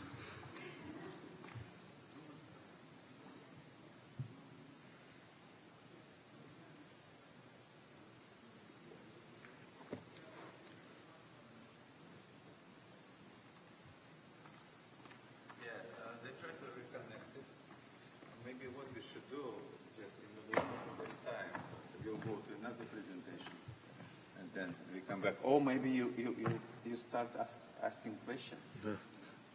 Let's do the local ones if we can. Let's do the local presentation. Let's do the local, yeah, I think so. Okay, so let's see what we have. So this is slide number 2, right? So it's all one presentation, so we can just go through to the next. Deployable radiators. Oh, okay. So now it's yours, right? Scott. Okay. Right. So what I was asked to talk about is benefits of the good thermal test program, and so I often like to share this quote that I have hanging in my office. It talks about space being an unforgiving place. Thousands of good decisions can be undone by a single engineering flaw or workmanship error. And these flaws and errors can result in a catastrophe. So this is important to me because, of course, we're all out there, we're working, we spend a lot of time and effort working on stuff, and the smallest little thing can make your life turn upside down. So the other thing we need to think about is that space is a resource for us, and that we want to do everything we can in order to make sure that what we put up there works and successful and makes us happy that we worked on it and get the data down that people are paying for. So why is testing important? I throw this information up here not to go through it, but back, I think it was 2017 or 18, Aerospace did a study on a bunch of small satellites that have been lost or that have been launched. And of course, a whole bunch of them were unsuccessful, right? So they went through and studied why were they unsuccessful, and a whole bunch of them were related to the fact that they didn't do enough testing, they picked poor parts, or they were, there were design flaws that could have been caught in a testing program. And so just want to emphasize the fact that even though, we have small satellites, we have small budgets, we have small schedules, that doesn't really give us an excuse to do things poorly. It just requires a good plan to be able to be successful. So what is the test program all about? The test program should include, a bunch of different things that put your satellite in the right environments. Thermal testing is important because it is the most, or the closest you're going to be able to be in your flight-like environment, and it stresses your parts beyond what most of the other testing parts can be. So, it allows us to verify a lot of the system design, and consists of, thermal cycling, running the things at hot temperature extremes, low temperature extremes, being able to test every functionality of your system in order to be able to make good decisions and find out what works, what doesn't work, be able to refine some things. It's also important to be able to test things early. So, a lot of people don't want to test their subsystems early, but I'm a big believer in build up your subsystems, test them out, figure out a way to do it, because it's a lot easier for you as an engineer to kind of flush things out early when the focus is just on your little subsystem instead of when you're testing things as a system and, everybody else is trying to hang around trying to make sure that you're getting your part done, but they're kind of relaxing, kicking back. So what are the benefits of good thermal testing? It weeds out workmanship issues, bad solder joints, and things that can happen when parts are going to be put together. It can uncover bad parts that you get. Those aren't really your fault. You pick good parts, but it's occasionally you get defective parts. So if you run them long enough, you can be able to weed those out. You can test thermal interfaces. I mean, we like to look like we're important up here as thermal guys, but really our job is to support, the system working properly and operating at the right temperature so that, you can get your data down and be able to uplink commands and do all the things that you need to do to get your science done. So I just want to, provide a lot of encouragement to do a good, thorough testing program. If you think that you can't quite get there, try to work it into your schedule because it'll be a big payoff and you want to be successful. So, I think there should be one more slide. Yep, there's one more slide. Okay. So I want to double up on a couple of things Scott said, and especially for newer people who are involved in this field. One of the things you mustn't underestimate is how long some of this thermal testing can take and when you're going to discover something. So as an example, this is a plot of a chamber that's running from, I think, minus 20 to plus 35 C or so. And if you look carefully, the high end is at about 38 C and the low end is only at about minus 10 C. These are batteries that are being subjected to this swing from minus 20 to plus 35. And when we saw this, we thought, wow, this is interesting. Why do we see an excursion that's higher than the temperature chamber on the top? And why aren't the batteries warming themselves at the bottom? Why are they dropping down to -10 as opposed to plateauing at 0? So in this particular case, I want to emphasize that having a lot of instrumentation is really useful. These batteries are self-instrumented. They have, in fact, 10 battery temperature sensors on them. And it allowed us to get a lot of that telemetry. We can see that everything's tracking nicely together, but from a bigger scale, we're wondering, wait a minute, why aren't the heaters turning on at 0? They seem to be turning on, or at least holding us at a -10 temperature. So you want to have as much data as you can, and you can get that data either by bringing thermocouples into the chamber or perhaps also being self-instrumented. That's very helpful. On the top end, the question is, why are we going a little bit higher than the temperature chamber? Well, that turns out to be a big system issue in this particular case. It turns out that there is a source of heat elsewhere in the system that is adding a little bit of heat to the batteries. They're not self-heating, somebody else is doing it. And we would never see this in a normal situation, but once we got instrument in the chamber, that helped us. So to get to Scott's point, you can test things individually, but you also got to test things at the system level. And you really don't know when you're going to find this. As an example, this shows up instantly. It's the first cycle we're going through there, we can see that. But we had another situation where it was literally the 27th cold cycle where a component began to not boot at cold temperatures. And these cycles take about 6 hours, so 27 times 6 hours is many days. Nobody wants to be at the chamber at 3 o'clock in the morning. So when Scott was saying, plan ahead for this, you will need to spend a lot of time in testing if you want to really come out of that with a total level of confidence of saying, yeah, every single thing that we hammered this thing with, it actually survived. So plan ahead for a lot of time. It is actually fun being there at 3 o'clock in the morning doing thermal cycles, so don't let him kid you. Thank you. So let's return back to guys. Ryan, so we are going back to your presentation, just using the opportunity that you are still connected. That's great. So what slide am I on? Can you let me... It was slide number 2, actually. It didn't go far. Okay, let me get to this one. I think it was one. So your turn. So there's no PowerPoint engineering on this slide, correct? No, it's a common waste heat rejection path. Okay, so the PowerPoint engineering slide. Very good. So right. Should I move forward or just keep? Okay, sorry. Yeah, you'd slide the one with common waste heat rejection path. That's fine. So short story long, this is a scenario that we tend to see as thermal guys. You have your electronics, you put it on a bracket or a shelf. There's dry, bolted joints in between that and the radiator. All that to say it has to conduct through all those interfaces, those long, relatively thin pieces of metal. And that's just a high temperature difference from radiator to your components, which is contingent on power. So if it's low power, not a huge deal. Once you start adding some significant heat dissipation to it, it could take your electronics to an undesirable temperature.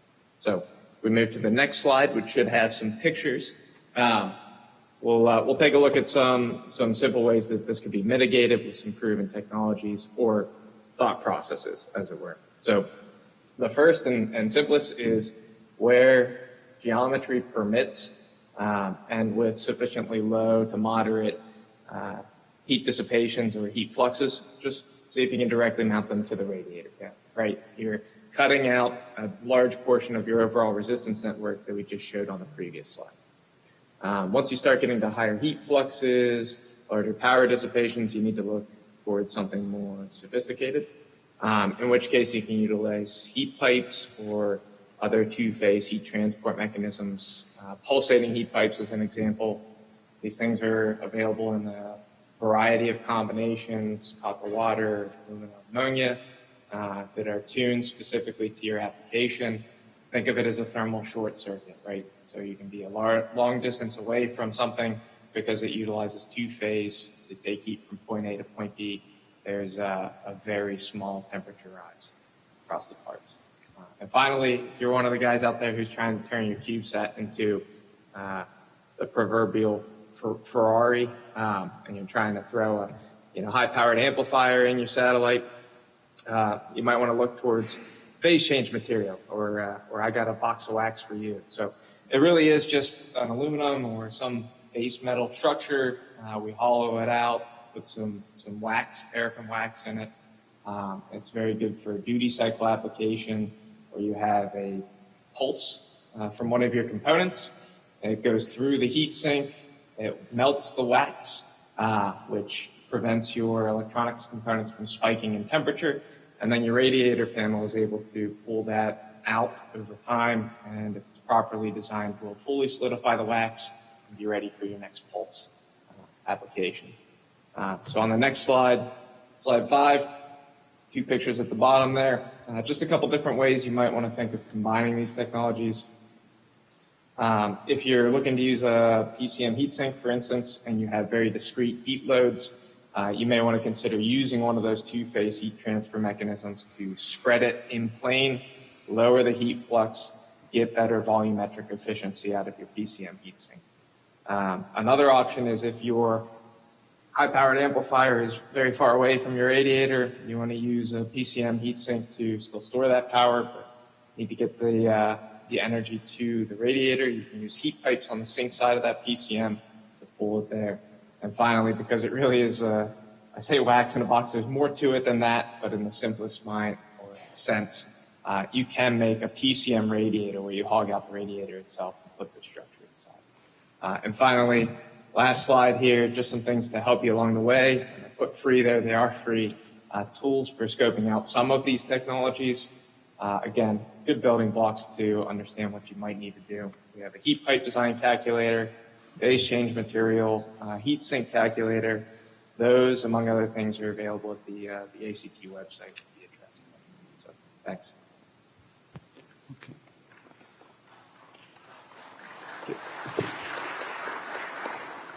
So, John, you're on. John? Good afternoon. Thanks for joining us here. My name is John Thayer. I think the guys in the back will put them up. They can select screens to highlight. Okay, John?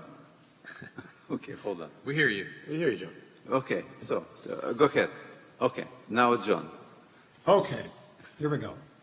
I'm John Thayer. I'm engineering group leader of the aerospace group at Avid. I was originally a heat pipe engineer with Thermocore for 20-some years. Thermocore was purchased by Avid. Avid is a name that's familiar to many people in the electronics industry. Avid was purchased by Boyd, a less familiar name, but now we are known as Avid, the thermal division of Boyd.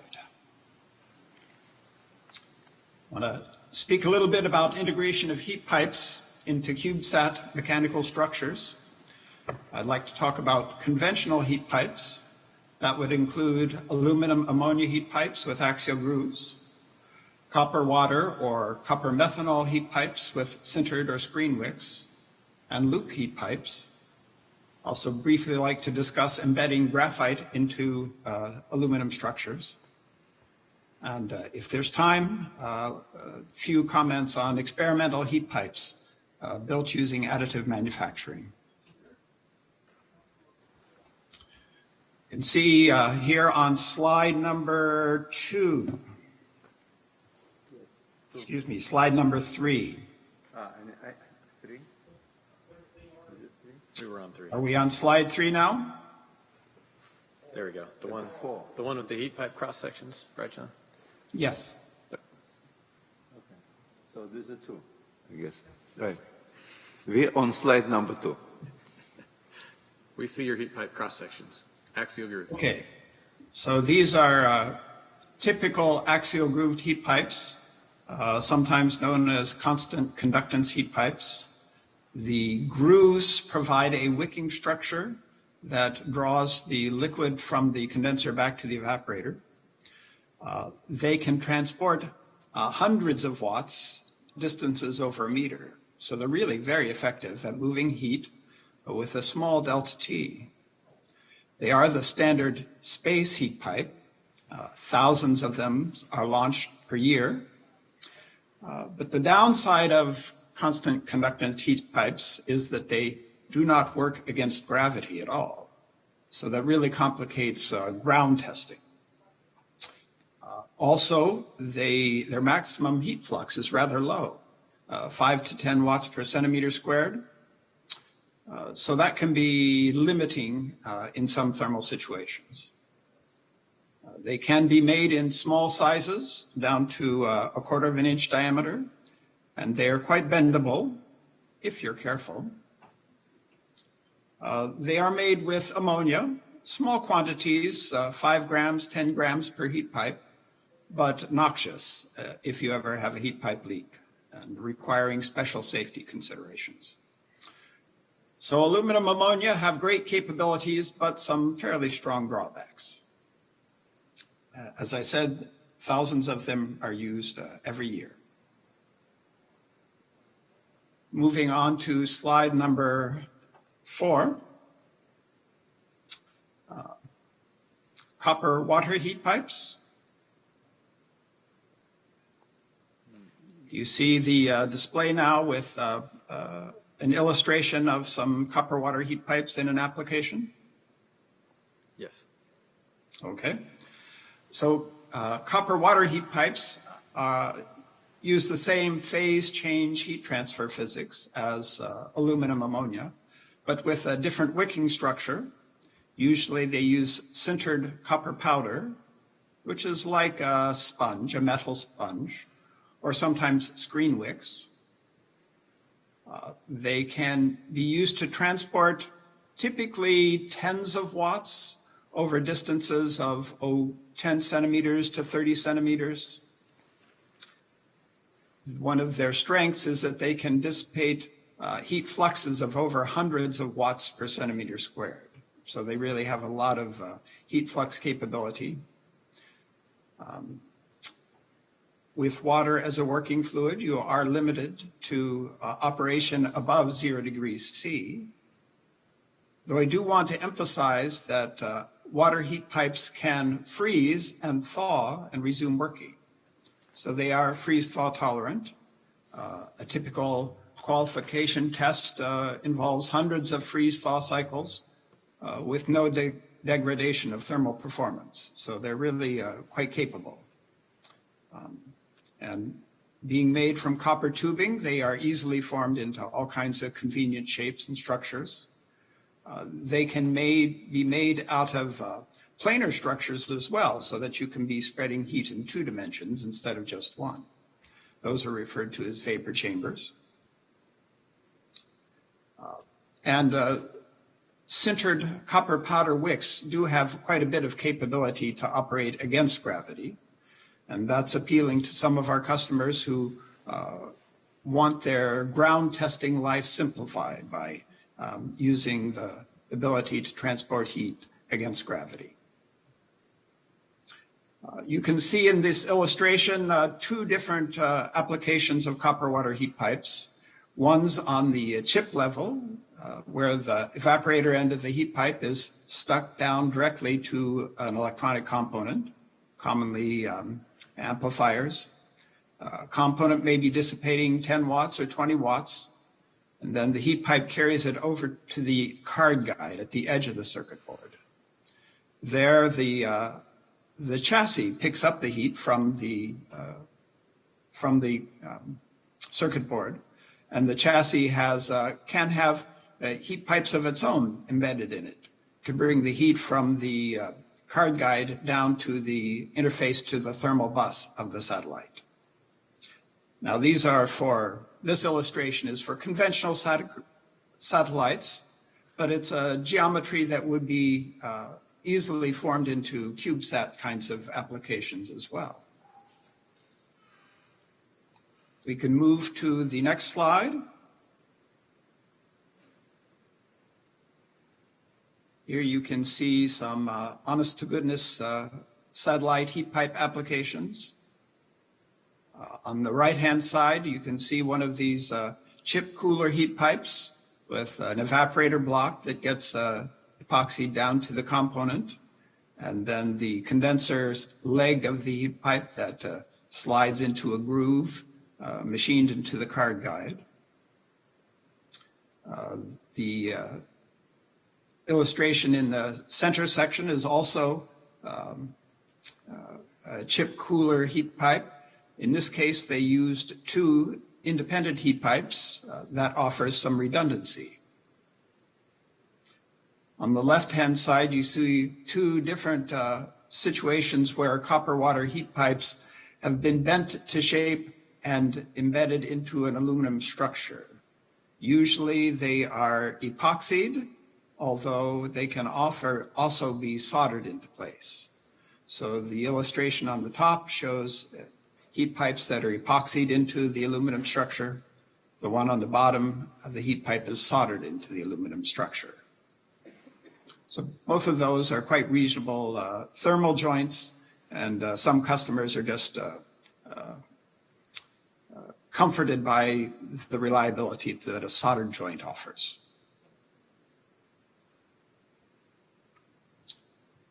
If we can move to the next slide now.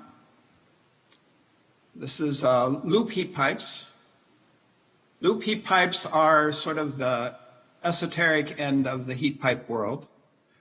They used the same phase change heat transfer.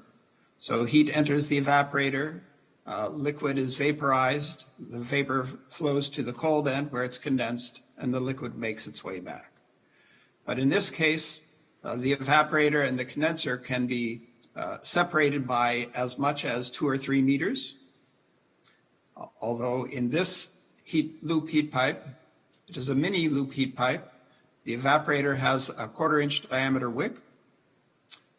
The radiator, which is the flat aluminum plate underneath, is approximately 1 foot squared. And this loop heat pipe is capable of carrying more than 100 watts. So if you have a very special high-powered heat application and you need a special kind of solution, a loop heat pipe might be a good choice. And this is the size of a loop heat pipe that fits nicely into the CubeSat architecture.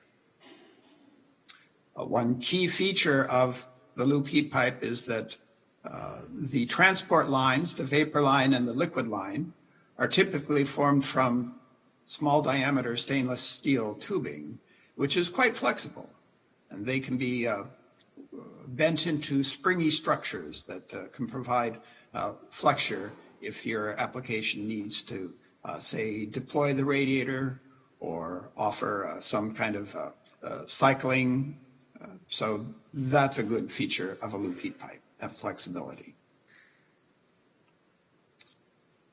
And if we can move on to slide number 7. This is not phase change heat transfer. This is a graphite embedded in an aluminum structure. Annealed pyrolytic graphite has a very high effective heat conductivity of over 1,500 watts per meter K in the X and Y direction, although a rather modest 6 watts per meter K in the through plane direction. But it can be sealed up inside aluminum structures, 2-dimensionally shaped structures, such as this cold plate here. If you squint and look in at where the plane is cut, you can actually see the gray slice of graphite inside there. And so this is another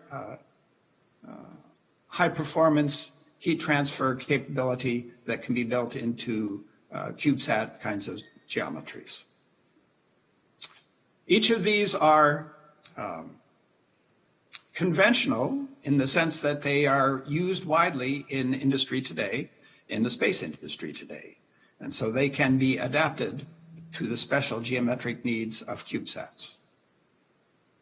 If you have any questions, I'll be glad to take them later. Thank you.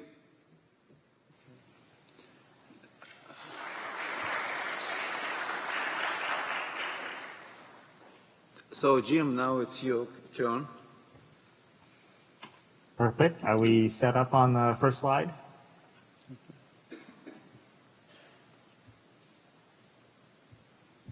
Take it away.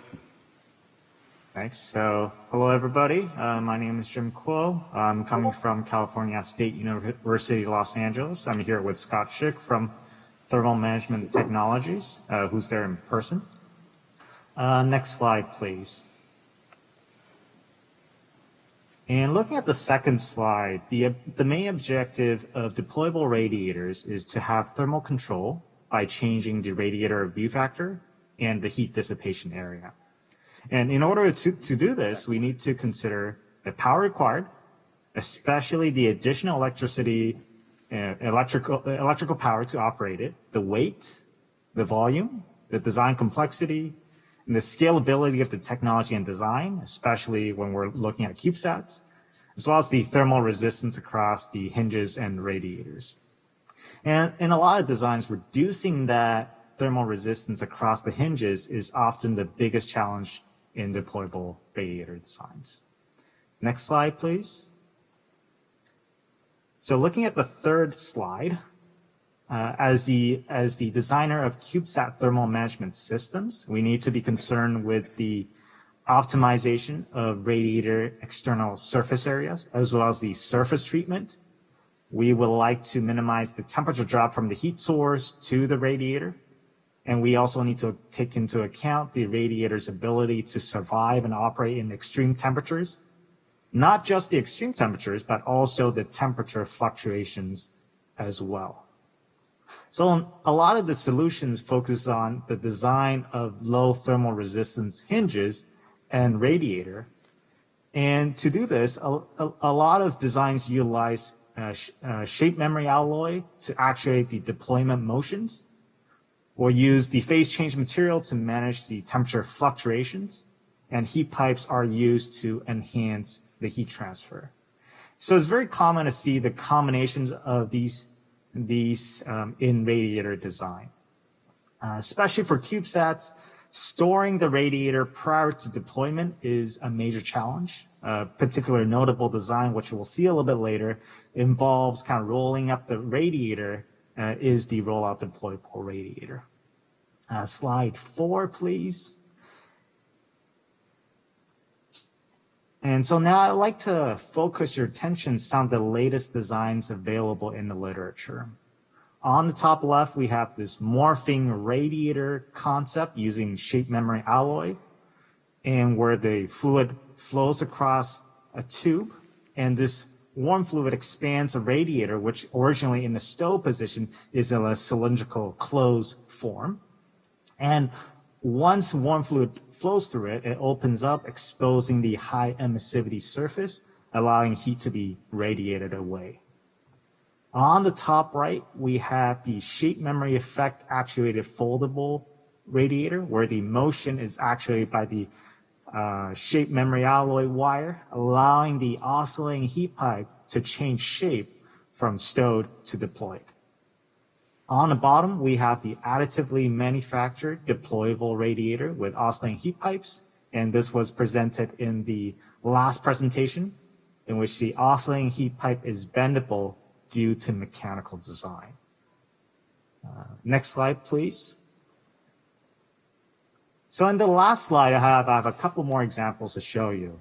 On the top, we have the redeployable thermal panel, where the panel is made up of flexible, high thermal conductivity material, which allows the radiator to be stowed and deployed repeatedly. On the bottom left, we have the low thermal resistance hinge with a heat pipe embedded radiator. And this would reduce the temperature drop across the radiator using a passive and a low thermal resistance hinge. Finally, on the bottom right, we have a rollout deployable radiator, which is a very neat design where the stow radiator rolls up and takes up minimal space within the spacecraft. Yeah, that's all the slides I have prepared for now. I'm happy to take questions later on, though. Thanks. Thank you, John. So now we're going to next one. It's you, Jim. You, John, right? Yeah, I think so. Okay, now John, you're on. All right. So I have the dubious distinction of presenting the final slides on the final day, the last thermal considerations, kind of the running joke for the thermal people. I can probably. No, Thank I'm you. sorry. So I want to give you a little bit of historical context. I'm going to say a lot of the same things that you've seen during this thermal session, and I hope the CubeSat community is getting the message. We, I believe, are crossing a bit of a threshold. So I'm going to show you how that, I'm going to put that into some historical perspective. So back in 1965, there was a fellow by the name of Gordon Moore, a lifetime member of IEEE, that published a paper. It was basically just a paper in a journal, and he showed the economics. So there on the, what you see on the left, the economics of putting transistors on an integrated circuit were showing that you would basically make the most money if you cut the size of the transistor in half every 18 to 24 months. And so he projected out into the future based on data that he'd tracked so far up to that point, 1965, which you see on the right. And the other cool thing was that the technology was actually there to enable that kind of scaling down of the electronics. So that really became an industry trend, and it set the standard for the industry over the next probably 40 years.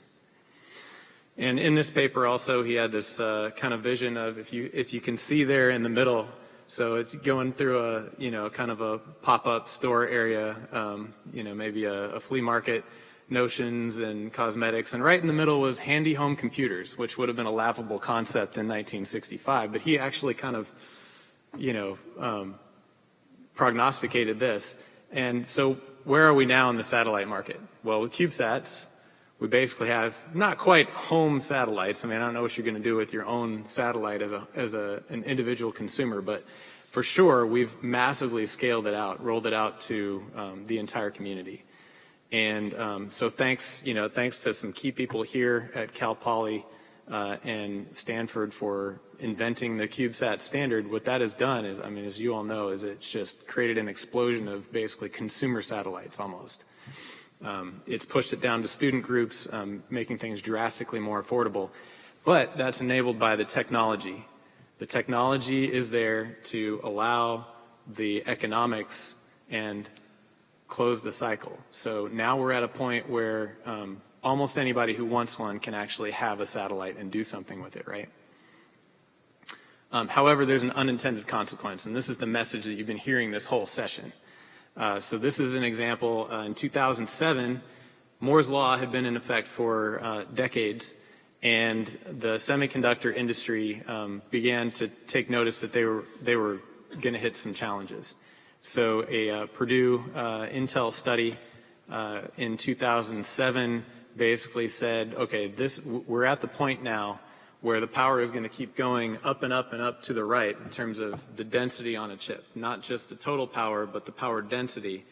And we're departing rapidly from the power density that the industry roadmap has outlined.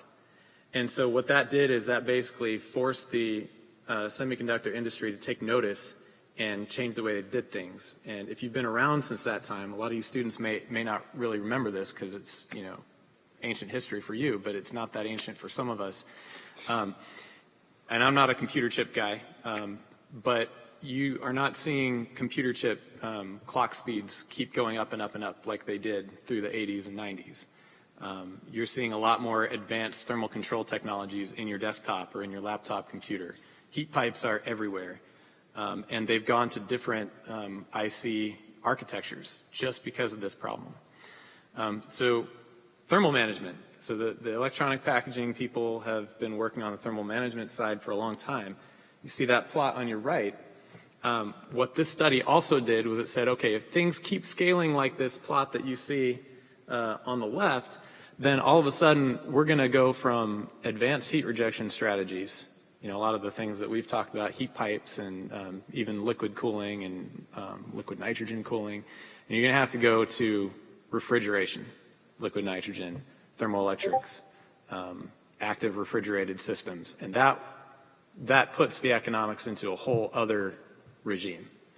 And I feel that we're kind of there or getting there in the CubeSat realm. And this is why. And you've already heard this, so I won't dwell too much on it. But I want to at least highlight the concept of we can scale up these CubeSats from half U to 1U to 2U, 3U, 6U, 12U, 24U. But what we're not scaling necessarily is the size of the payload. All your electronics boards are still in a stack that still fits basically in a 1U cube. And so if you look at this cartoon of the satellite there, this is supposed to be essentially a 12U satellite with those deployable solar arrays. We've got all kinds of groups here doing all this cool deployable stuff. So now I can get tons and tons of power, as Boris spoke a couple hours ago, into a bus, and not only into that 12U bus, but it actually goes to the very same size board stack that we were building Heritage with the first CubeSats, which means that using those common Heritage design elements, the things that work, we're going to hit a wall. The other thing is that we don't have to make it bigger because the electronics are small, right? But also we want to put all kinds of other things in the CubeSat. We want to put propellant tanks. We want to put reaction wheels. We want to put other payloads. And so the ones that dissipate the most power are still being designed the same way. All right, so I did a little analysis here. I won't go into all the assumptions. I'm basically looking at a 3-axis stabilized satellite where you can bifold deploy the solar arrays. So here's how that scaling works. So you can see how the mass scales. You've got a kind of a volumetric L cubed and a area-based L squared scaling that goes up. The radiator area goes up like that because we want to use the entire CubeSat for a radiator if we can. They're small enough that we can mostly get away with that. The power generation goes up with the solar array area. The thermal absorption goes up with the bus cross-sectional area. But the payload does what? It stays the same. So here's what happens when you put that into a simple thermal model. As you go same size payload from a half U all the way up to a 12U, now my electronics average temperatures can easily get up to 100 degrees C. And these are just made up numbers, but they're not far off.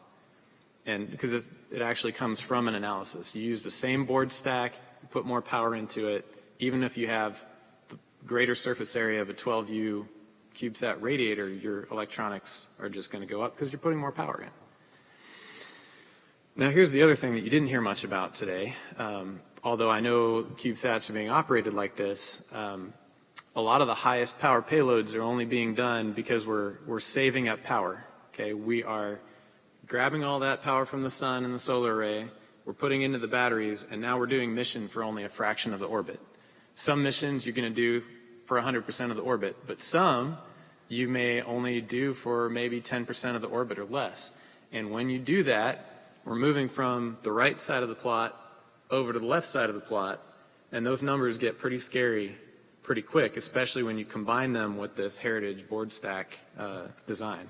Now, I'm assuming that it's pretty low efficiency, and you can see how it scales with CubeSat. So if you go from a 1U, temperatures aren't too bad. But if you do that same thing, same duty cycle or fraction of orbit to a 3U, now it's super hot. And if you do it in a 12U, you're dead. You're going to basically kill everything. All right, so here's the conclusions. The same message you've heard all along. You really need to pay more attention to your thermal management system the more high capacity your power system gets. If your payload size is small or fixed, as you scale it up from a smaller CubeSat to a larger, that thermal management is more important. And the more concentrated your payload mission, the smaller the fraction of the orbit that you're dissipating all that stored energy, the more important the thermal management system is. And just like the semiconductors saw a couple of decades ago, 15, 20 years, we're going to have to expect a hard wall eventually. And you're going to have to go to some other thermal control strategies, which you've had lots of good examples. Mounting directly on the radiator, which is going to change the way you physically combine things. Better contact, so looking at advanced thermal interface materials, phase change materials to take up that short pulse duration, or put more mass in your CubeSat. Maybe you don't need it, but if you've got the book mass margin, use it. Use it for a phase change material. Use it for, just a solid conductant block. Or deployable radiators. That'll give you more area to get that heat out. The other thing I want to close with is systems engineering strategies. I would suggest that this group use CubeSat design as a digital engineering or model-based pilot. The way that we've always done design in the past is kind of toss it over the wall. So thermal is the last one in the chain, and so we're the ones who have to solve all the problems that are created by the mechanical architecture. But if we can do things co-designed, and if we can have our design tools use models of the payload mission and feed that into everybody at the very beginning of the mission concept, now we can solve all these problems before they become problems. And remember that economics plus technology drive progress, just like Moore's Law a long time ago. Everybody has taken a half step forward so that we all take steps forward together. Remember that everything has to stay economical, so those of us in the thermal management industry need to remember that even though we can do some really amazing things, we need to make them cheap enough and high enough volume so that the CubeSat community can use it. So here's a final parting shot there. If I did co-design in that scenario that I showed earlier, even with the 12U CubeSat, if I put those parts basically right on those boards right on the radiator, I put more mass or phase change material in them, all of a sudden these temperatures are a lot more tolerable. So thank you. I think with that, we can move on into questions. Yes. How many time? 7 minutes. Okay. So, guys, we have about 7 minutes. Unfortunately, it took a little bit more time than we expected. So, questions? Okay.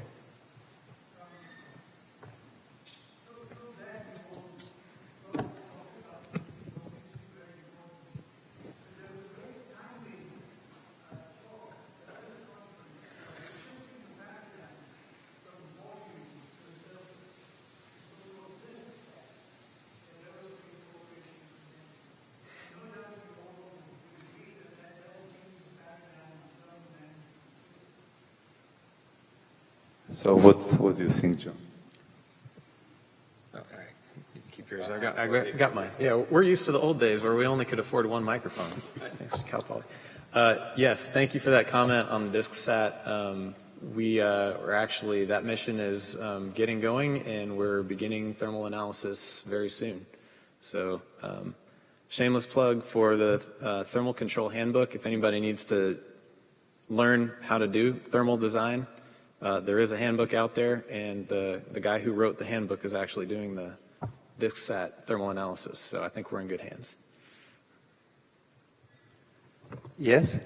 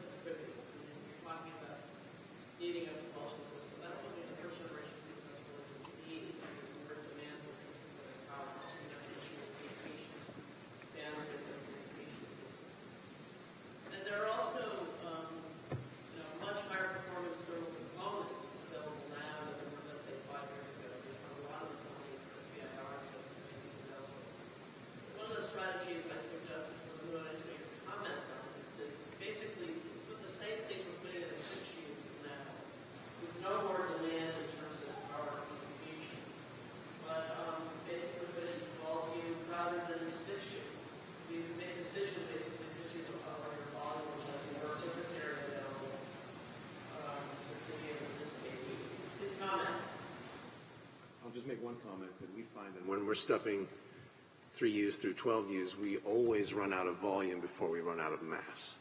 So that does fit very nicely with what you're saying. It's just a question of whether someone wants to pay for the additional cost of flying the 12U. Let me tell you, it's hard for people to hold back and see that they've got a 12U over a 6U, and that 12U can give them 70 to 80 watts easily more of solar power, and they don't take it. So there's going to have to be some discipline there to take advantage of that. But yeah, I mean, I'm not speaking for Walter at PSC, but I know that the rails of the 6U deployer are exactly the same as the 12U deployer. And so it's essentially trivial to scale up in that sense.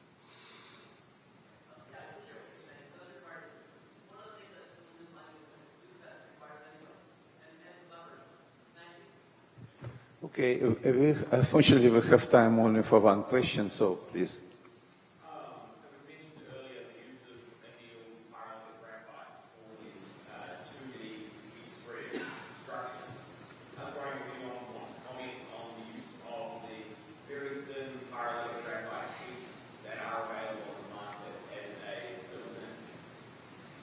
And the question, I think maybe one of our folks on the call, so annealed pyrolytic graphite sheets, if you could comment on the use of that. Okay. The graphite is machined to the proper shape. The aluminum parts, like a jigsaw puzzle, are machined to accept the graphite. And then all of that is hipped together so that it becomes one contiguous unit. It is very effective at spreading heat. You have to be careful where the heat flux at the incoming spot is high because the through plane conductivity is not so good. But if you design around that, it's a great way to spread heat. Yeah, I think this question was based around whether you can use the thin stuff as a hinge, right? And so I know that a lot of people are looking at that, and I mean, one of the problems is it's all about thermal conductance, right? Is even though it's got a high thermal conductivity, a super thin piece doesn't have very much cross-sectional area, right? So you still can't move a ton of heat laterally through it. So it all depends on what you're trying to do and how much heat you're trying to move through it, whether it works well as a hinge. It may, it's possible that it works, but you just got to have enough cross-sectional area to keep the temperature drop low. Yes, this can also be used to make thermal straps, and Right. Multiple layers of graphite can be added together. Is this kind of graphite really the only example of a material that we use currently that has highly anisotropic characteristics?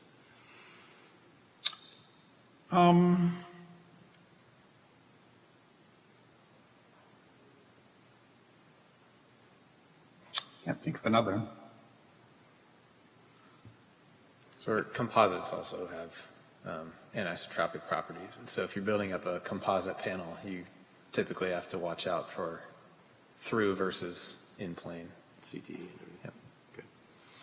Okay, unfortunately we run out of time. I was pointed several times already that we were already out of time. So thank you very much for coming. I hope that this, again, it was the first time in the history of CubeSat we have thermal panel. I see this, how many people stay. Of course, probably because of lunch, I don't know.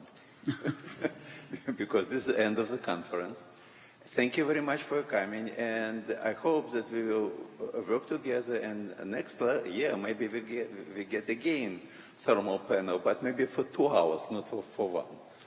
So thank you very much for coming. Thanks, guys. Now, one more comment. Essentially, the first slide where the list of panelists, there's emails of people you just listen to. And if you have questions, everybody will be happy to talk to you guys. Have a good day.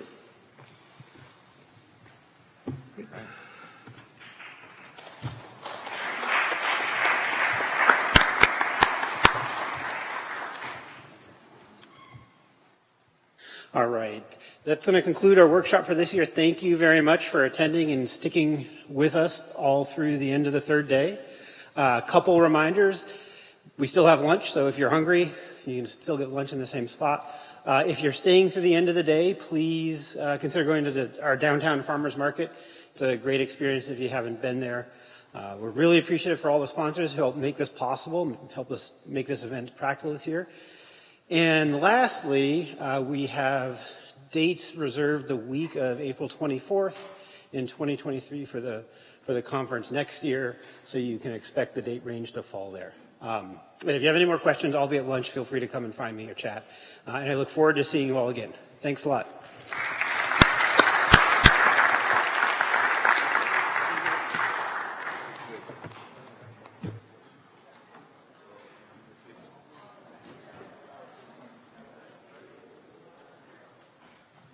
Thanks, everyone.